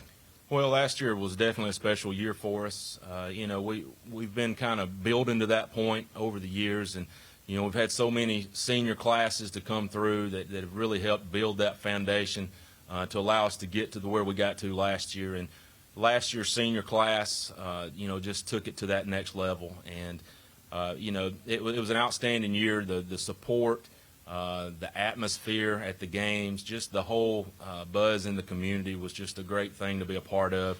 Our school, our administration, our cheerleaders, our band, fans, all just rallied around that team last year, and we enjoyed a great year. But like I said, that's not going to change our expectations moving forward. We can't live off of what happened last year. We have to move ahead, and that's what we're going to do. But last year was an exciting time, and just something that our kids can be proud of moving forward, and give them something to work that much harder for. It's awesome when they get to see that, and they get to see the 15 weeks, what it's like to play 15 weeks, what it's like to play in a championship game. And for this year's seniors, our young guys, that was a big thing to be able to be a part of, and moving forward, how to get there again, hopefully. Okay, question. Glenn, just what was your reaction to the HSAA announcement yesterday, and in particular, the guidelines, and how does that apply, I guess, when everybody starts hitting each other? Yeah, well, I think Coach Savarese and his staff have done a great job in leading us. I think that this is something that nobody's dealt with ever before, and our administration, our coaches, put together a great plan this summer. We feel like we were able to keep our kids safe and get things done, and we talk about football, being like life, and talking about adversity and flexibility and being able to adjust and pivot when you have to. And, I really think if there's anybody that can handle it, it's our student athletes and our coaches and, the people that try to do that year in, year out in different situations. So, we're excited to be moving forward, and, we're going to do everything that we can to help keep our kids safe and follow all the guidelines and hopefully enjoy a great football season. This is for Jackson and Jalen. After you saw what happened with baseball last spring, a few months ago, how happy were you when the announcement finally came that we're going to start a football season, knowing in the back of your mind that it may not start? Talk about that. I was at work with some of my teammates. Actually worked with me when we heard the announcement. We were thrilled, super excited that we're going to get the opportunity to play this year, and we're just going to make the best out of it. Yeah, we was very happy. I was at work, got the news, and I was just excited for the season. I think that's one thing that we've really been able to see, especially through summer workouts, is the attitude, just the thankfulness to be there, and you know, they understand how quickly something can be taken away from them that they've worked really hard for their whole lives, and so you know, there's just an appreciation, and I think a newfound enthusiasm that those kids had to go out and do well. Question. Yeah, Clint, can you talk a little bit about what type of advantage it is to a program to actually get to play deep into the season like you guys have been able to do the past couple of years, where you're actually playing, you know, 12, 13, 14 games, as far as practice and getting younger guys ready to go? Yeah, I think that's extremely important this year for us. You know, we lost 20 seniors last year. We're replacing all 11 starters on offense. We have a young team coming back. We've got 13 seniors that have been through a lot of wars, and that they're going to do a great job leading us. And just having those 5 extra weeks of playoffs for those young guys to go out and practice, go out and learn, and be able to do that is going to pay dividends for us this year. And you know, I definitely think being able to play deep in the playoffs, you know, over the past couple of years, being able to get those guys reps and have that extra practice time always helps. And you know, for anything else, it really just shows, you know, what it's like. You know, sometimes you don't realize the atmosphere and the things that come along with deep playoff runs, the publicity and the you know, the things that people, you know, come up with. But I think being able to do that last year really showed our young guys a path to what we want to try to experience every year, our goal every year to do that. And so those extra weeks do help. That extra practice time, you know, it does help us.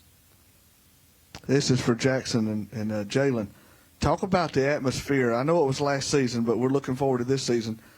The excitement around the city of Jacksonville like I have never seen before, other than when the JSU team was playing for a national championship. But talk about Fridays in Jacksonville and Saturday mornings in Jacksonville, Alabama last fall, when you'd wake up after a big win.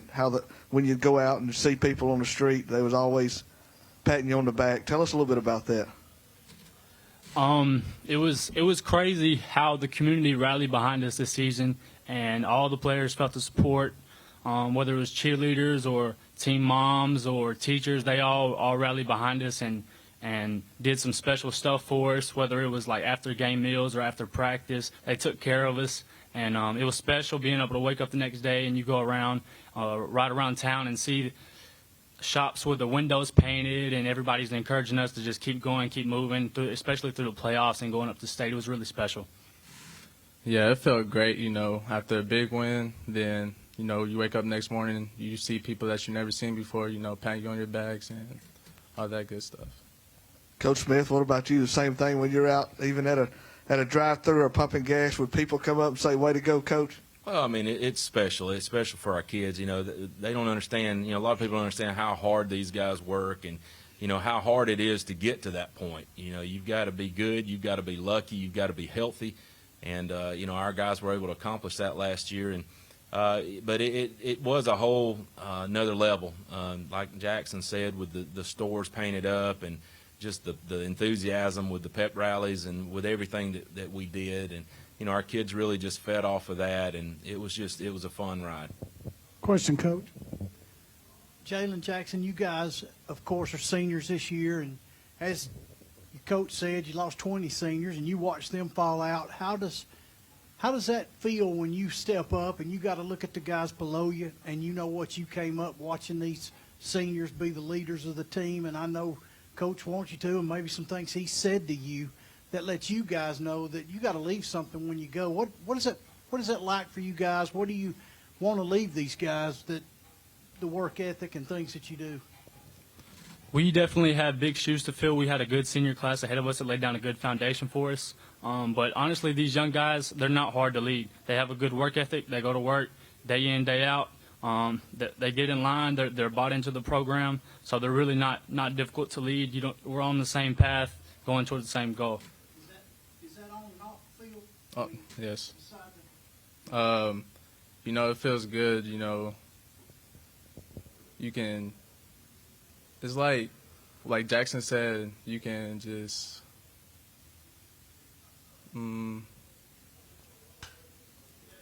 It feels good to know that you can lead these young kids and the freshmen, juniors, all of that.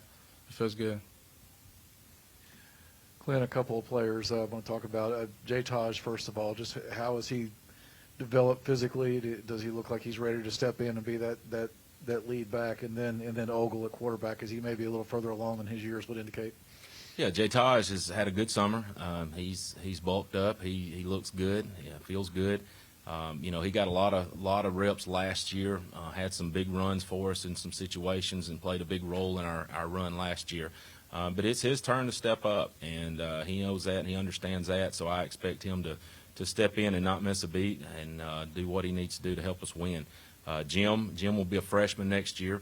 The thing with Jim is being an 8th grader last year. I moved him up to varsity, and he didn't get to play his last year at junior high. I was able to get him on the field as a punter. Did a great job punting for us. But Jim has got a great mindset. He's very mature for his age, and he's going to do a great job leading our offense. Question right here, Coach. You've been around winning football all of your life. At what point in last season did you tell yourself this is going to be something special?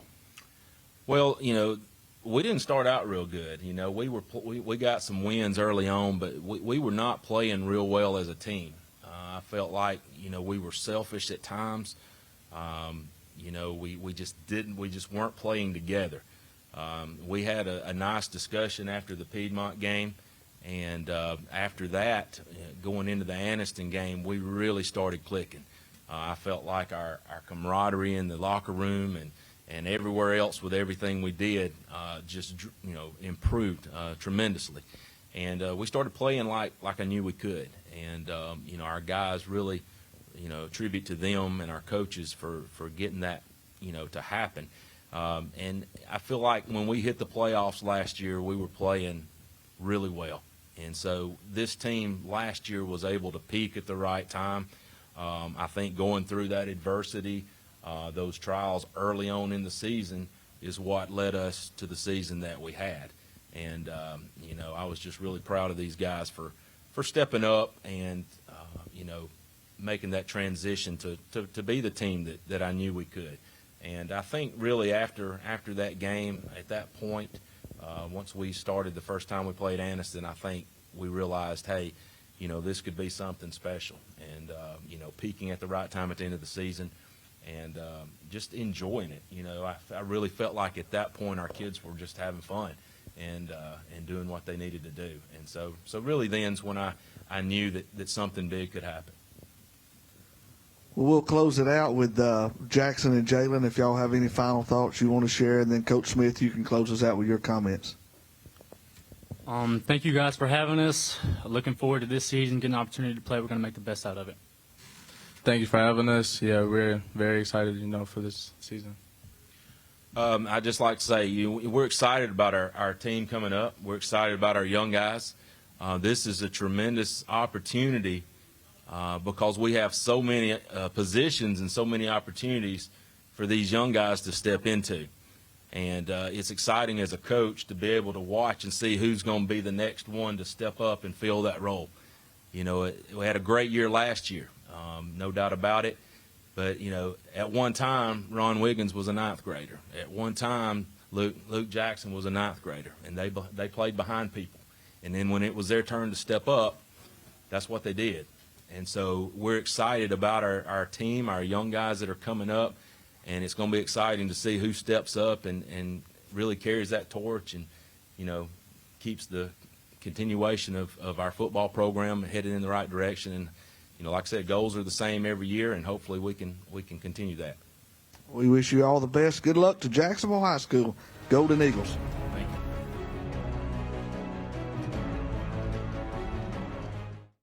WOTM is the television provider for all Alabama High School Athletic Association championship events and special programs. WOTM is your home for the Super 7 football, state finals basketball, baseball and softball state championships, the AHSAA weekly show, and WOTM also produced the first ever football playoff show, Super 7 preview show, and reclassification reveal show.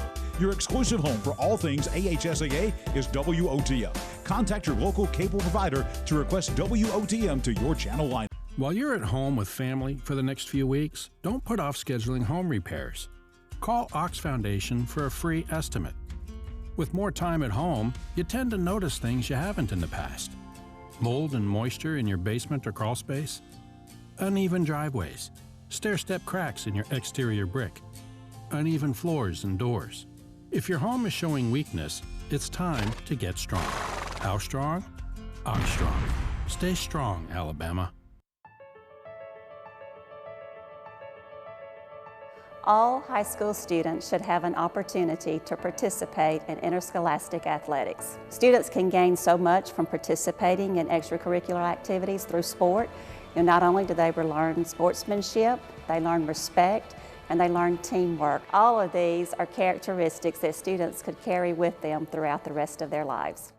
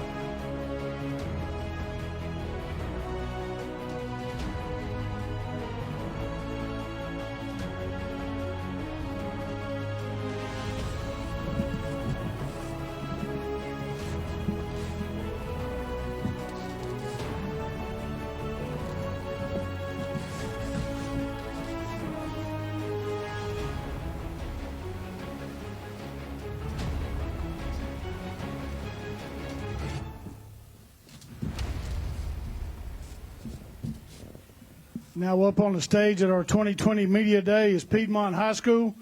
Piedmont competes in 3A Region 5.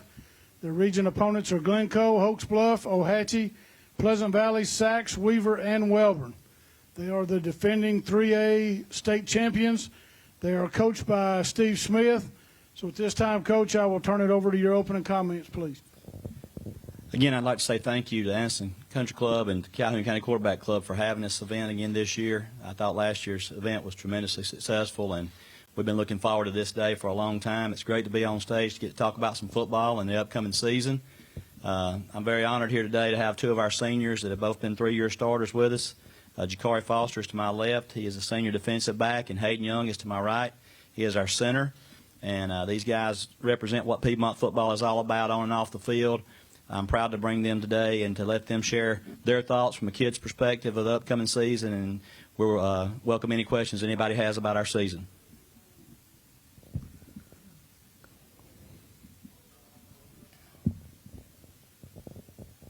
We talked about this some yesterday, but I've been asking all the coaches, and just your thoughts maybe a day after about the HSA announcement yesterday, and just the machinations of the guidelines you have to go by now. Well, we're thankful that the people, the powers that be, found a way, gave us some guidelines that we must follow to be able to have a season. We were going to comply with whatever they told us that we needed to do to be able to have a football season. I think it's critical to young people. It's critical to our communities that we be able to go to school and have football this fall. And, I thought those guys put a lot of time and effort in coming up with those recommendations, and the things that they ask are not too difficult to accommodate. We will make it work. Whatever they tell us that we need to do, we're going to do to be able to have football this fall. So we're just excited about having some opportunities to have the season. Question back here.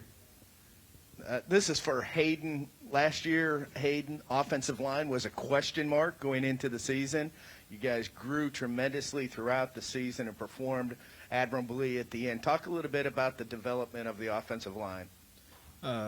Yes, we make sure to really practice on our footsteps and pointing our butts to the ball, so we can get the gap open so our running backs and quarterback can get through the hole. But we made sure to work on our steps mostly than anything else. And Coach Walker helps us with that a lot, making sure we know what we're doing in our steps. I'll add to that, too. You know, I feel blessed that we have one of the best offensive line coaches in the state, Coach Patrick Walker. Patrick's one of my longtime friends, been with me for 17 years combined between my time at Cedar Bluff and at Piedmont. And, you know, the job that he did last year with Hayden being the only returning starter last year, he started his sophomore year. Then we had another junior, 2 sophomores, and a freshman that made up our starting 5. The development that those guys had from the week 1 until week 15, I thought was tremendous, and that says a volume, a world of good things about his ability to communicate and teach, and to Hayden and his fellow linemen for being willing to listen and learn. And that part of our team probably was the most improved from day 1 to the last day. Question right here. Yeah, Steve, can you talk a little bit about how difficult it's been to try to keep the focus on football right now with all the clutter that's all around us with everything else? Well, you know, we live by the motto at our place, control the things that you can control. And that's something we tried to instill in these kids ever since they were in middle school. There's certainly going to be things that come our way that we have no control over. There's a lot of things in the world going on right now that I'm just kind of sort of scratching my head trying to figure out what people are thinking. But, you know, at the end of the day, when you look at the things that are out there from the statistics and you look at the amount of serious illnesses that you're finding in 18 and under population, which is our high school football teams, those numbers, you know, they differ drastically from what you're seeing reported in the total numbers. And so, you know, we just try to keep them, Jim, focused on controlling what they can control. Our workouts have been modified a little bit this summer, but the kids have been working extremely hard, just like they always have. Missing the spring didn't really affect us that much. We haven't had a spring practice in the last 10 or 11 years at our place because most of our football guys are involved with baseball, track, or golf anyway. So, you know, the biggest thing we missed was the last 9 weeks of school, the weight workouts that we would have been getting in the weight room when we typically see a lot of our biggest strength gains. But Hayden, I know he organized some stuff that they were doing on their own with just the linemen. I know our quarterbacks and receivers and DBs got together several times and threw on their own. One good thing about the program we have, the kids know what's expected of them, and they do a good job of getting out and organizing that stuff and staying in shape and doing things that need to be done to help our football team be getting where it needs to be. Now, we're going to be a little bit behind this year without 7-on-7s. We haven't pulled a football out yet at Piedmont. But, you know, at the end of the day, we're hoping to play late into November, early December every year. And so if you've ever done this for any extended period of time, it's very difficult to start up in July and be wide open all the way to December. You have to pace your kids, and you have to keep them fresh for the times in the year that's most important. This question is for Jakari. I know the answer to this question is probably whatever season it is right now, but what is your favorite sport that you enjoy playing? It's football. Why is it football? I've always played football, and I like hitting people real hard and all that. You know, it's like you can't back down from it, you know. You're out there for a reason. Go out there and hit, play hard. So. Do you set goals for like each week or for the season, or are you just one play at a time type guy? I mean, I can make a lot of plays if that's what you're asking, but, you know, I do set goals to get this and that. I try to reach the most interceptions in high school ball and stuff. That's what I do. What about you, Hayden? Obviously, you down in the trenches doing the dirty work. Tell us a little bit about the thought process of being a senior this year versus having somebody else to look up to. Now you're the man. Well, I really haven't thought about it. I just go and play. I just go play, make sure I know what I'm doing during the play. And, well, my main thing to do is whenever, like, week to week or play to play, is see how many pancakes I can get. Question. Steve, it's hard to imagine Jack could be any better than he was last year, but how has he developed during this off season, and what do you expect to see out of him this year? Well, you know, Jack's another one of those kids that's a multi-sport athlete, like so many of our guys are. He was wrapped up in the middle of a baseball season when the shutdown came, and he has been able to play some summer baseball. So, you know, I expect them all to continue to develop. I've not seen him throw a football since state championship game, so I couldn't tell you what his throwing motion and all that looks like right now. I'm sure he's going to be a little bit off tossing the baseball as much as he has, but I think we'll have him in shape by the time August 21st rolls around for our jamboree. Question back here. Yes, Steve, earlier today we've asked some of the other coaches about the quality of football and the coaches overall in Calhoun County, and it seems that it's really elevated, at least in the eyes of across the state over the past 4 or 5 years. Can you talk about where you think football is in the area right now?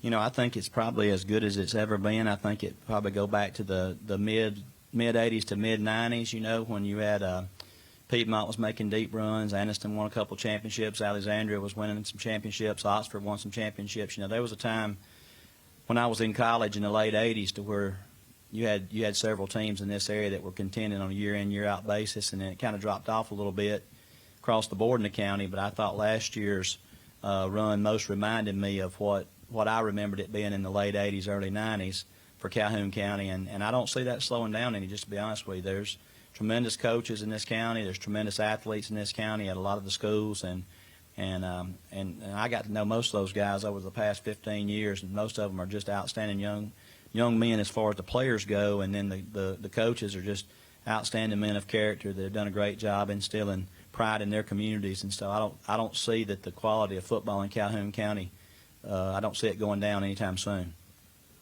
Coach Smith, we touched on this a little bit with Ohatchee's Coach Martin about with success, it makes it harder to find non-region games. And I don't know of any team that wants to play Piedmont now if they don't have to. Who have you picked up non-region games this year? Man, if you ask me, we've got the most ideal schedule that I have ever seen for any one high school football team. You know, you ask about non-region, but I'm going to start my answer off with our region schedule. There's 6 teams in our region from Calhoun County. All right. The other 2 teams in our region are Hoax Bluff and Glencoe, which for me up at Piedmont are 15, 18 miles away, that are traditional rivals as well. We were able to get Center back on our schedule, which is where I'm from, but that's a game one that we want to play every year as long as both sides will agree to play it. Jacksonville is going to continue to play week 5 against us, which we played them the last 2 years, which is 12 miles down the road. And then we were able for the first time since 1993 to get Alexandria on the schedule week 10. So my 3 non-region against Center, Jacksonville, and Alexandria, I couldn't be happier for that schedule. You know, you're looking at the next 2 years for us, home and away. The longest bus trip we'll take will be to Welborn. So I'm pumped up about that. Every Friday night, our people can get fired up about playing somebody that they probably don't like a whole lot. And that really, and we certainly know none of them people like us too. So that's going to make for a very fun season. Question right here. Yeah, talk about for Jakari and for Hayden, talk about next man up and what you see as your role now as the mentor in that next man up. What was that again? Next man up mentality. Oh.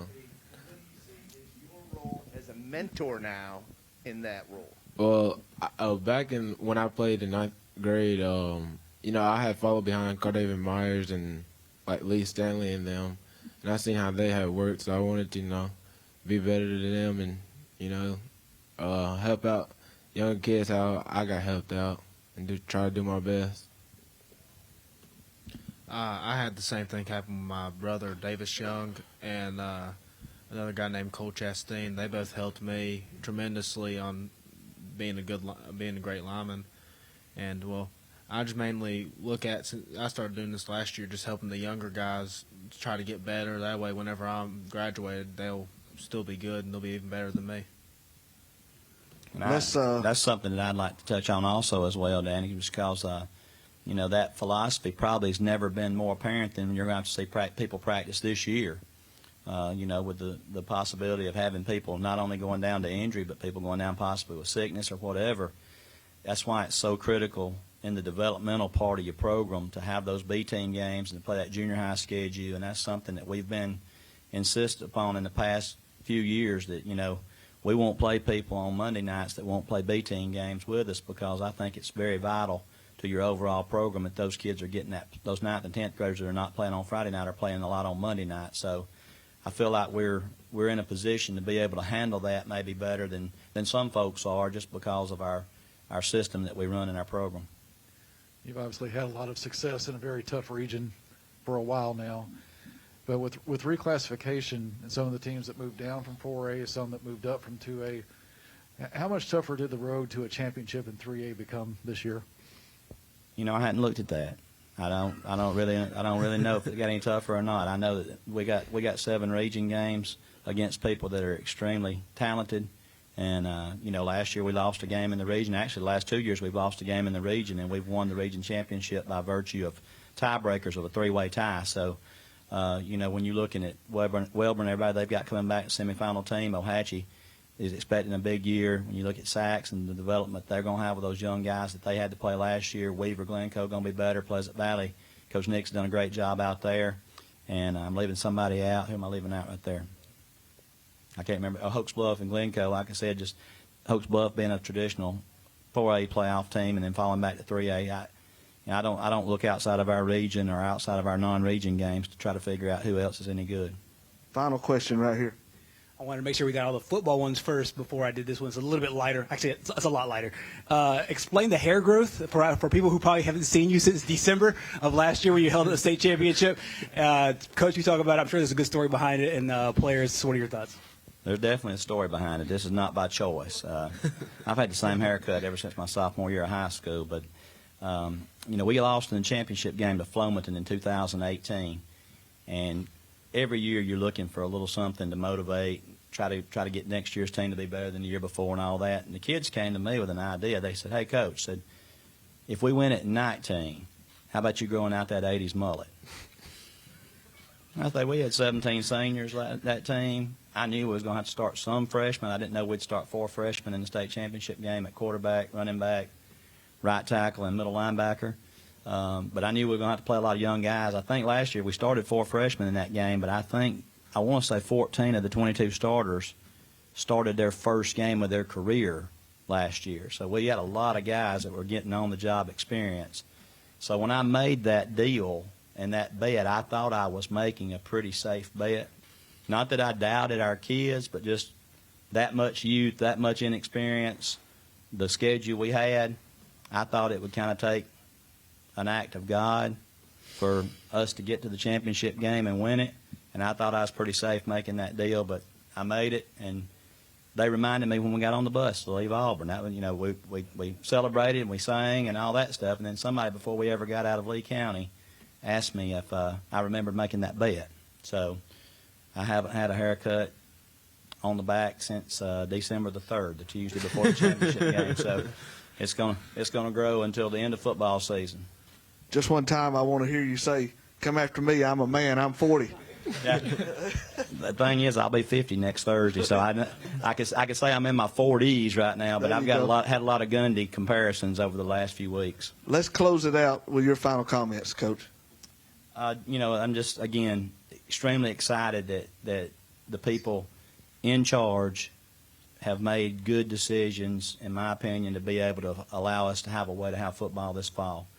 You know, I know everybody's saying it's going to look different now, and it may look different if you're in there with us every day as far as dressing and traveling and things like that. But the one thing that won't be different is when they kick it off, that 48 minutes that's on the clock, there's going to be 22 kids getting after each other like nobody else. And so, you know, it's going to be, you can't modify football. You can't do like baseball and let the umpire get behind the mound and call balls and strikes and all that. I mean, tackle football is tackle football. At the end of the day, we're going to be laying on top of each other for 48 minutes. And, you know, I'm just excited that we're going to get to have a season.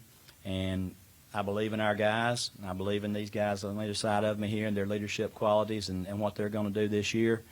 We're excited about our schedule. We're excited about the competition and getting to go up against people that we're close by, neighbors with, and looking forward to another great season of high school football. And, you know, we we've been working hard, but we also understand that nobody's going to give us anything and nobody's going to back down just because of last year's success. We're going to have to go out there each week and work hard to try to prove ourselves.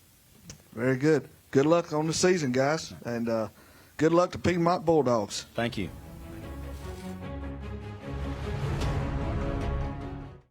WOTM is the television provider for all Alabama High School Athletic Association championship events and special programs. WOTM is your home for the Super 7 football, state finals basketball, baseball and softball state championships, the AHSAA weekly show, and WOTM also produced the first ever football playoff show, Super 7 preview show, and reclassification reveal show. Your exclusive home for all things AHSAA is WOTM. Contact your local cable provider to request WOTM to your channel line. While you're at home with family for the next few weeks, don't put off scheduling home repairs. Call Ox Foundation for a free estimate. With more time at home, you tend to notice things you haven't in the past. Mold and moisture in your basement or crawl space, uneven driveways, stair-step cracks in your exterior brick, uneven floors and doors. If your home is showing weakness, it's time to get strong. How strong? Ox Strong. Stay strong, Alabama. Students learn sportsmanship from us, our coaches, the administration of the school, the parents. That's how we learn sportsmanship. Sportsmanship is one of the greatest tools that we can give our student athletes. It's respecting the game you're playing. It's respecting your opponent, respecting the field of play. That's what good sportsmanship is, and enjoying the game while you're playing.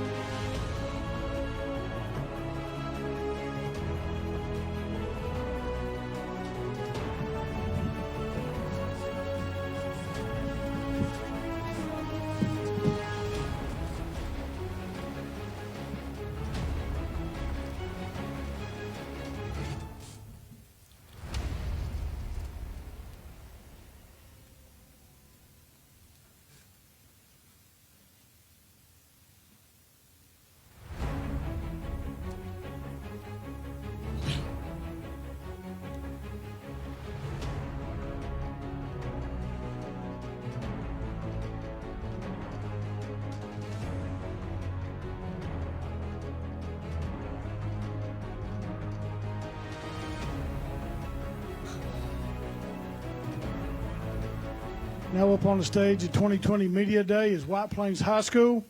White Plains competes in 4A Region 4. Their region opponents are Cherokee County, Cleveland County, Anniston, Hanley, Jacksonville, Mumford. They are coached by head coach Chandler Tyree. And so at this time, Coach, we'll start with your opening comments.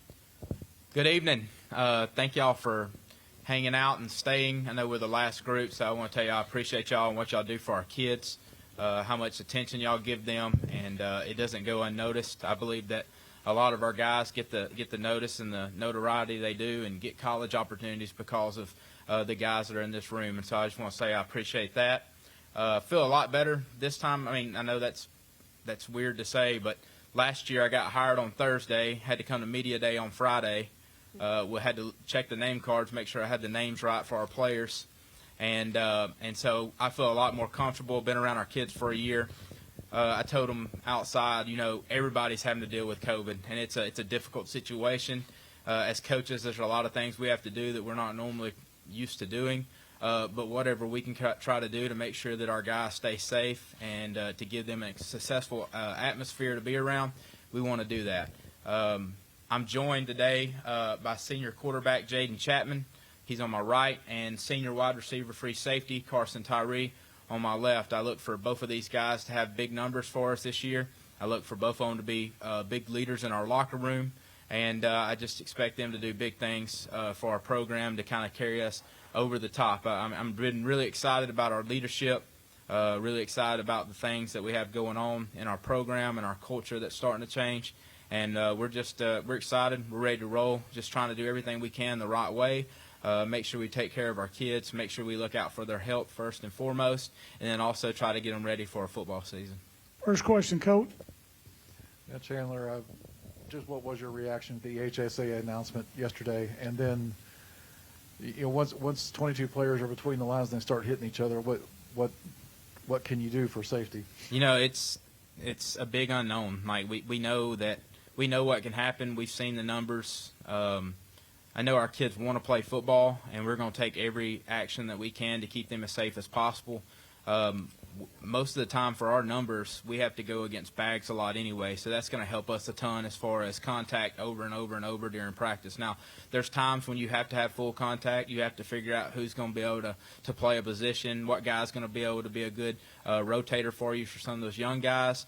But we try to go, especially on offense, we try to go on bags as much as possible, work on our steps, work on the small things so that we can keep our guys safe. Those of y'all that know me and followed me when I played, y'all know that is complete opposite of what I want to do. Like, I want to hit somebody in the mouth every single day.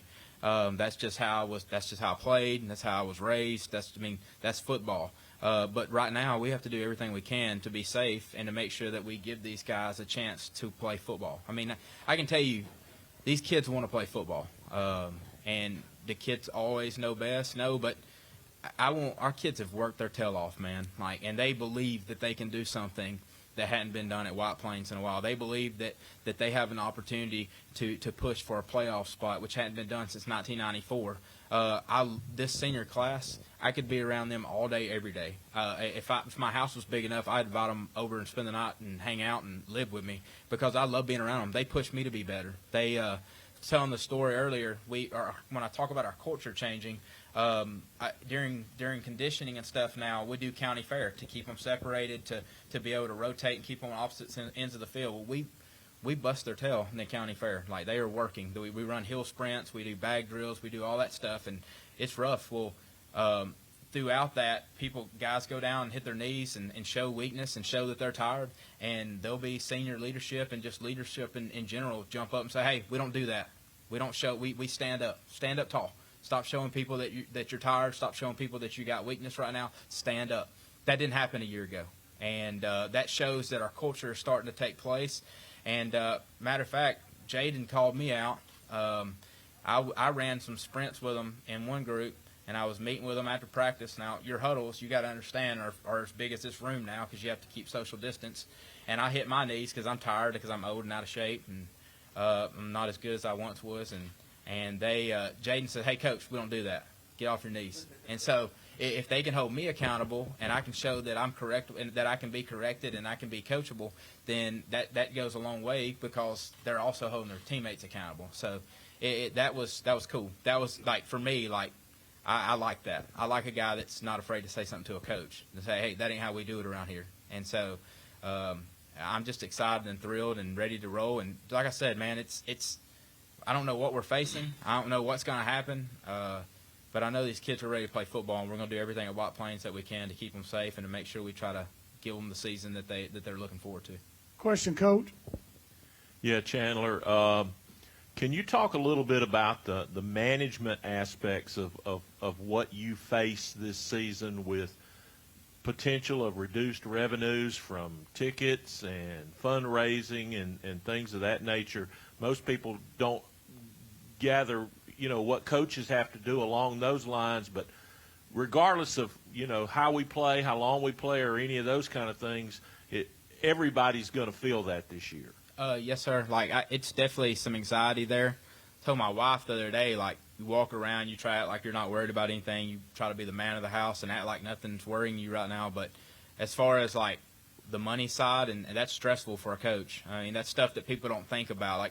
You're trying to win football games, but you also want to have money in your account to be able to make the experience the best you can for your kids. Make sure you update your equipment. Make sure you update your helmets. Make sure you're able to do things for your kids. And so for me, that's been really stressful, just trying to make sure that we're going to have enough money to make it through the year. At one point when they're talking about, hey, we're not going to have any fans at all, well, how are we supposed to pay for officials or bus rides or anything like that? And so thankfully, we're doing a fundraiser right now, and people have really stepped up and have really gave and been generous to our football program, and we appreciate that. Our football program can't go on without our sponsors and the people that have donated, and we're so appreciative of that. And I hope that our guys and the way we do things shows that we're appreciative of that. We're just thankful. We're very thankful for that, and that's taken a little bit of stress off of me. But it's stressful. It's stressful to figure out how you're going to take buses and how you're going to do that, because you got to keep the kids separated on a bus, and so you may have to do a travel squad this year, or you may have to take double the amount of buses that you're used to, and that adds up real quick. And so there's certain things that it's going to be completely different this year that we're not used to, but we're ready for that. Like I said, I'll do anything in my power to make sure we keep our kids safe and to make sure that they get a football season, because, like I said, these kids want to play football. Question right here, Coach. Jaden, Carson, what have y'all thought about? I mean, all of a sudden now you're playing. You've had Coach Tyree for a year.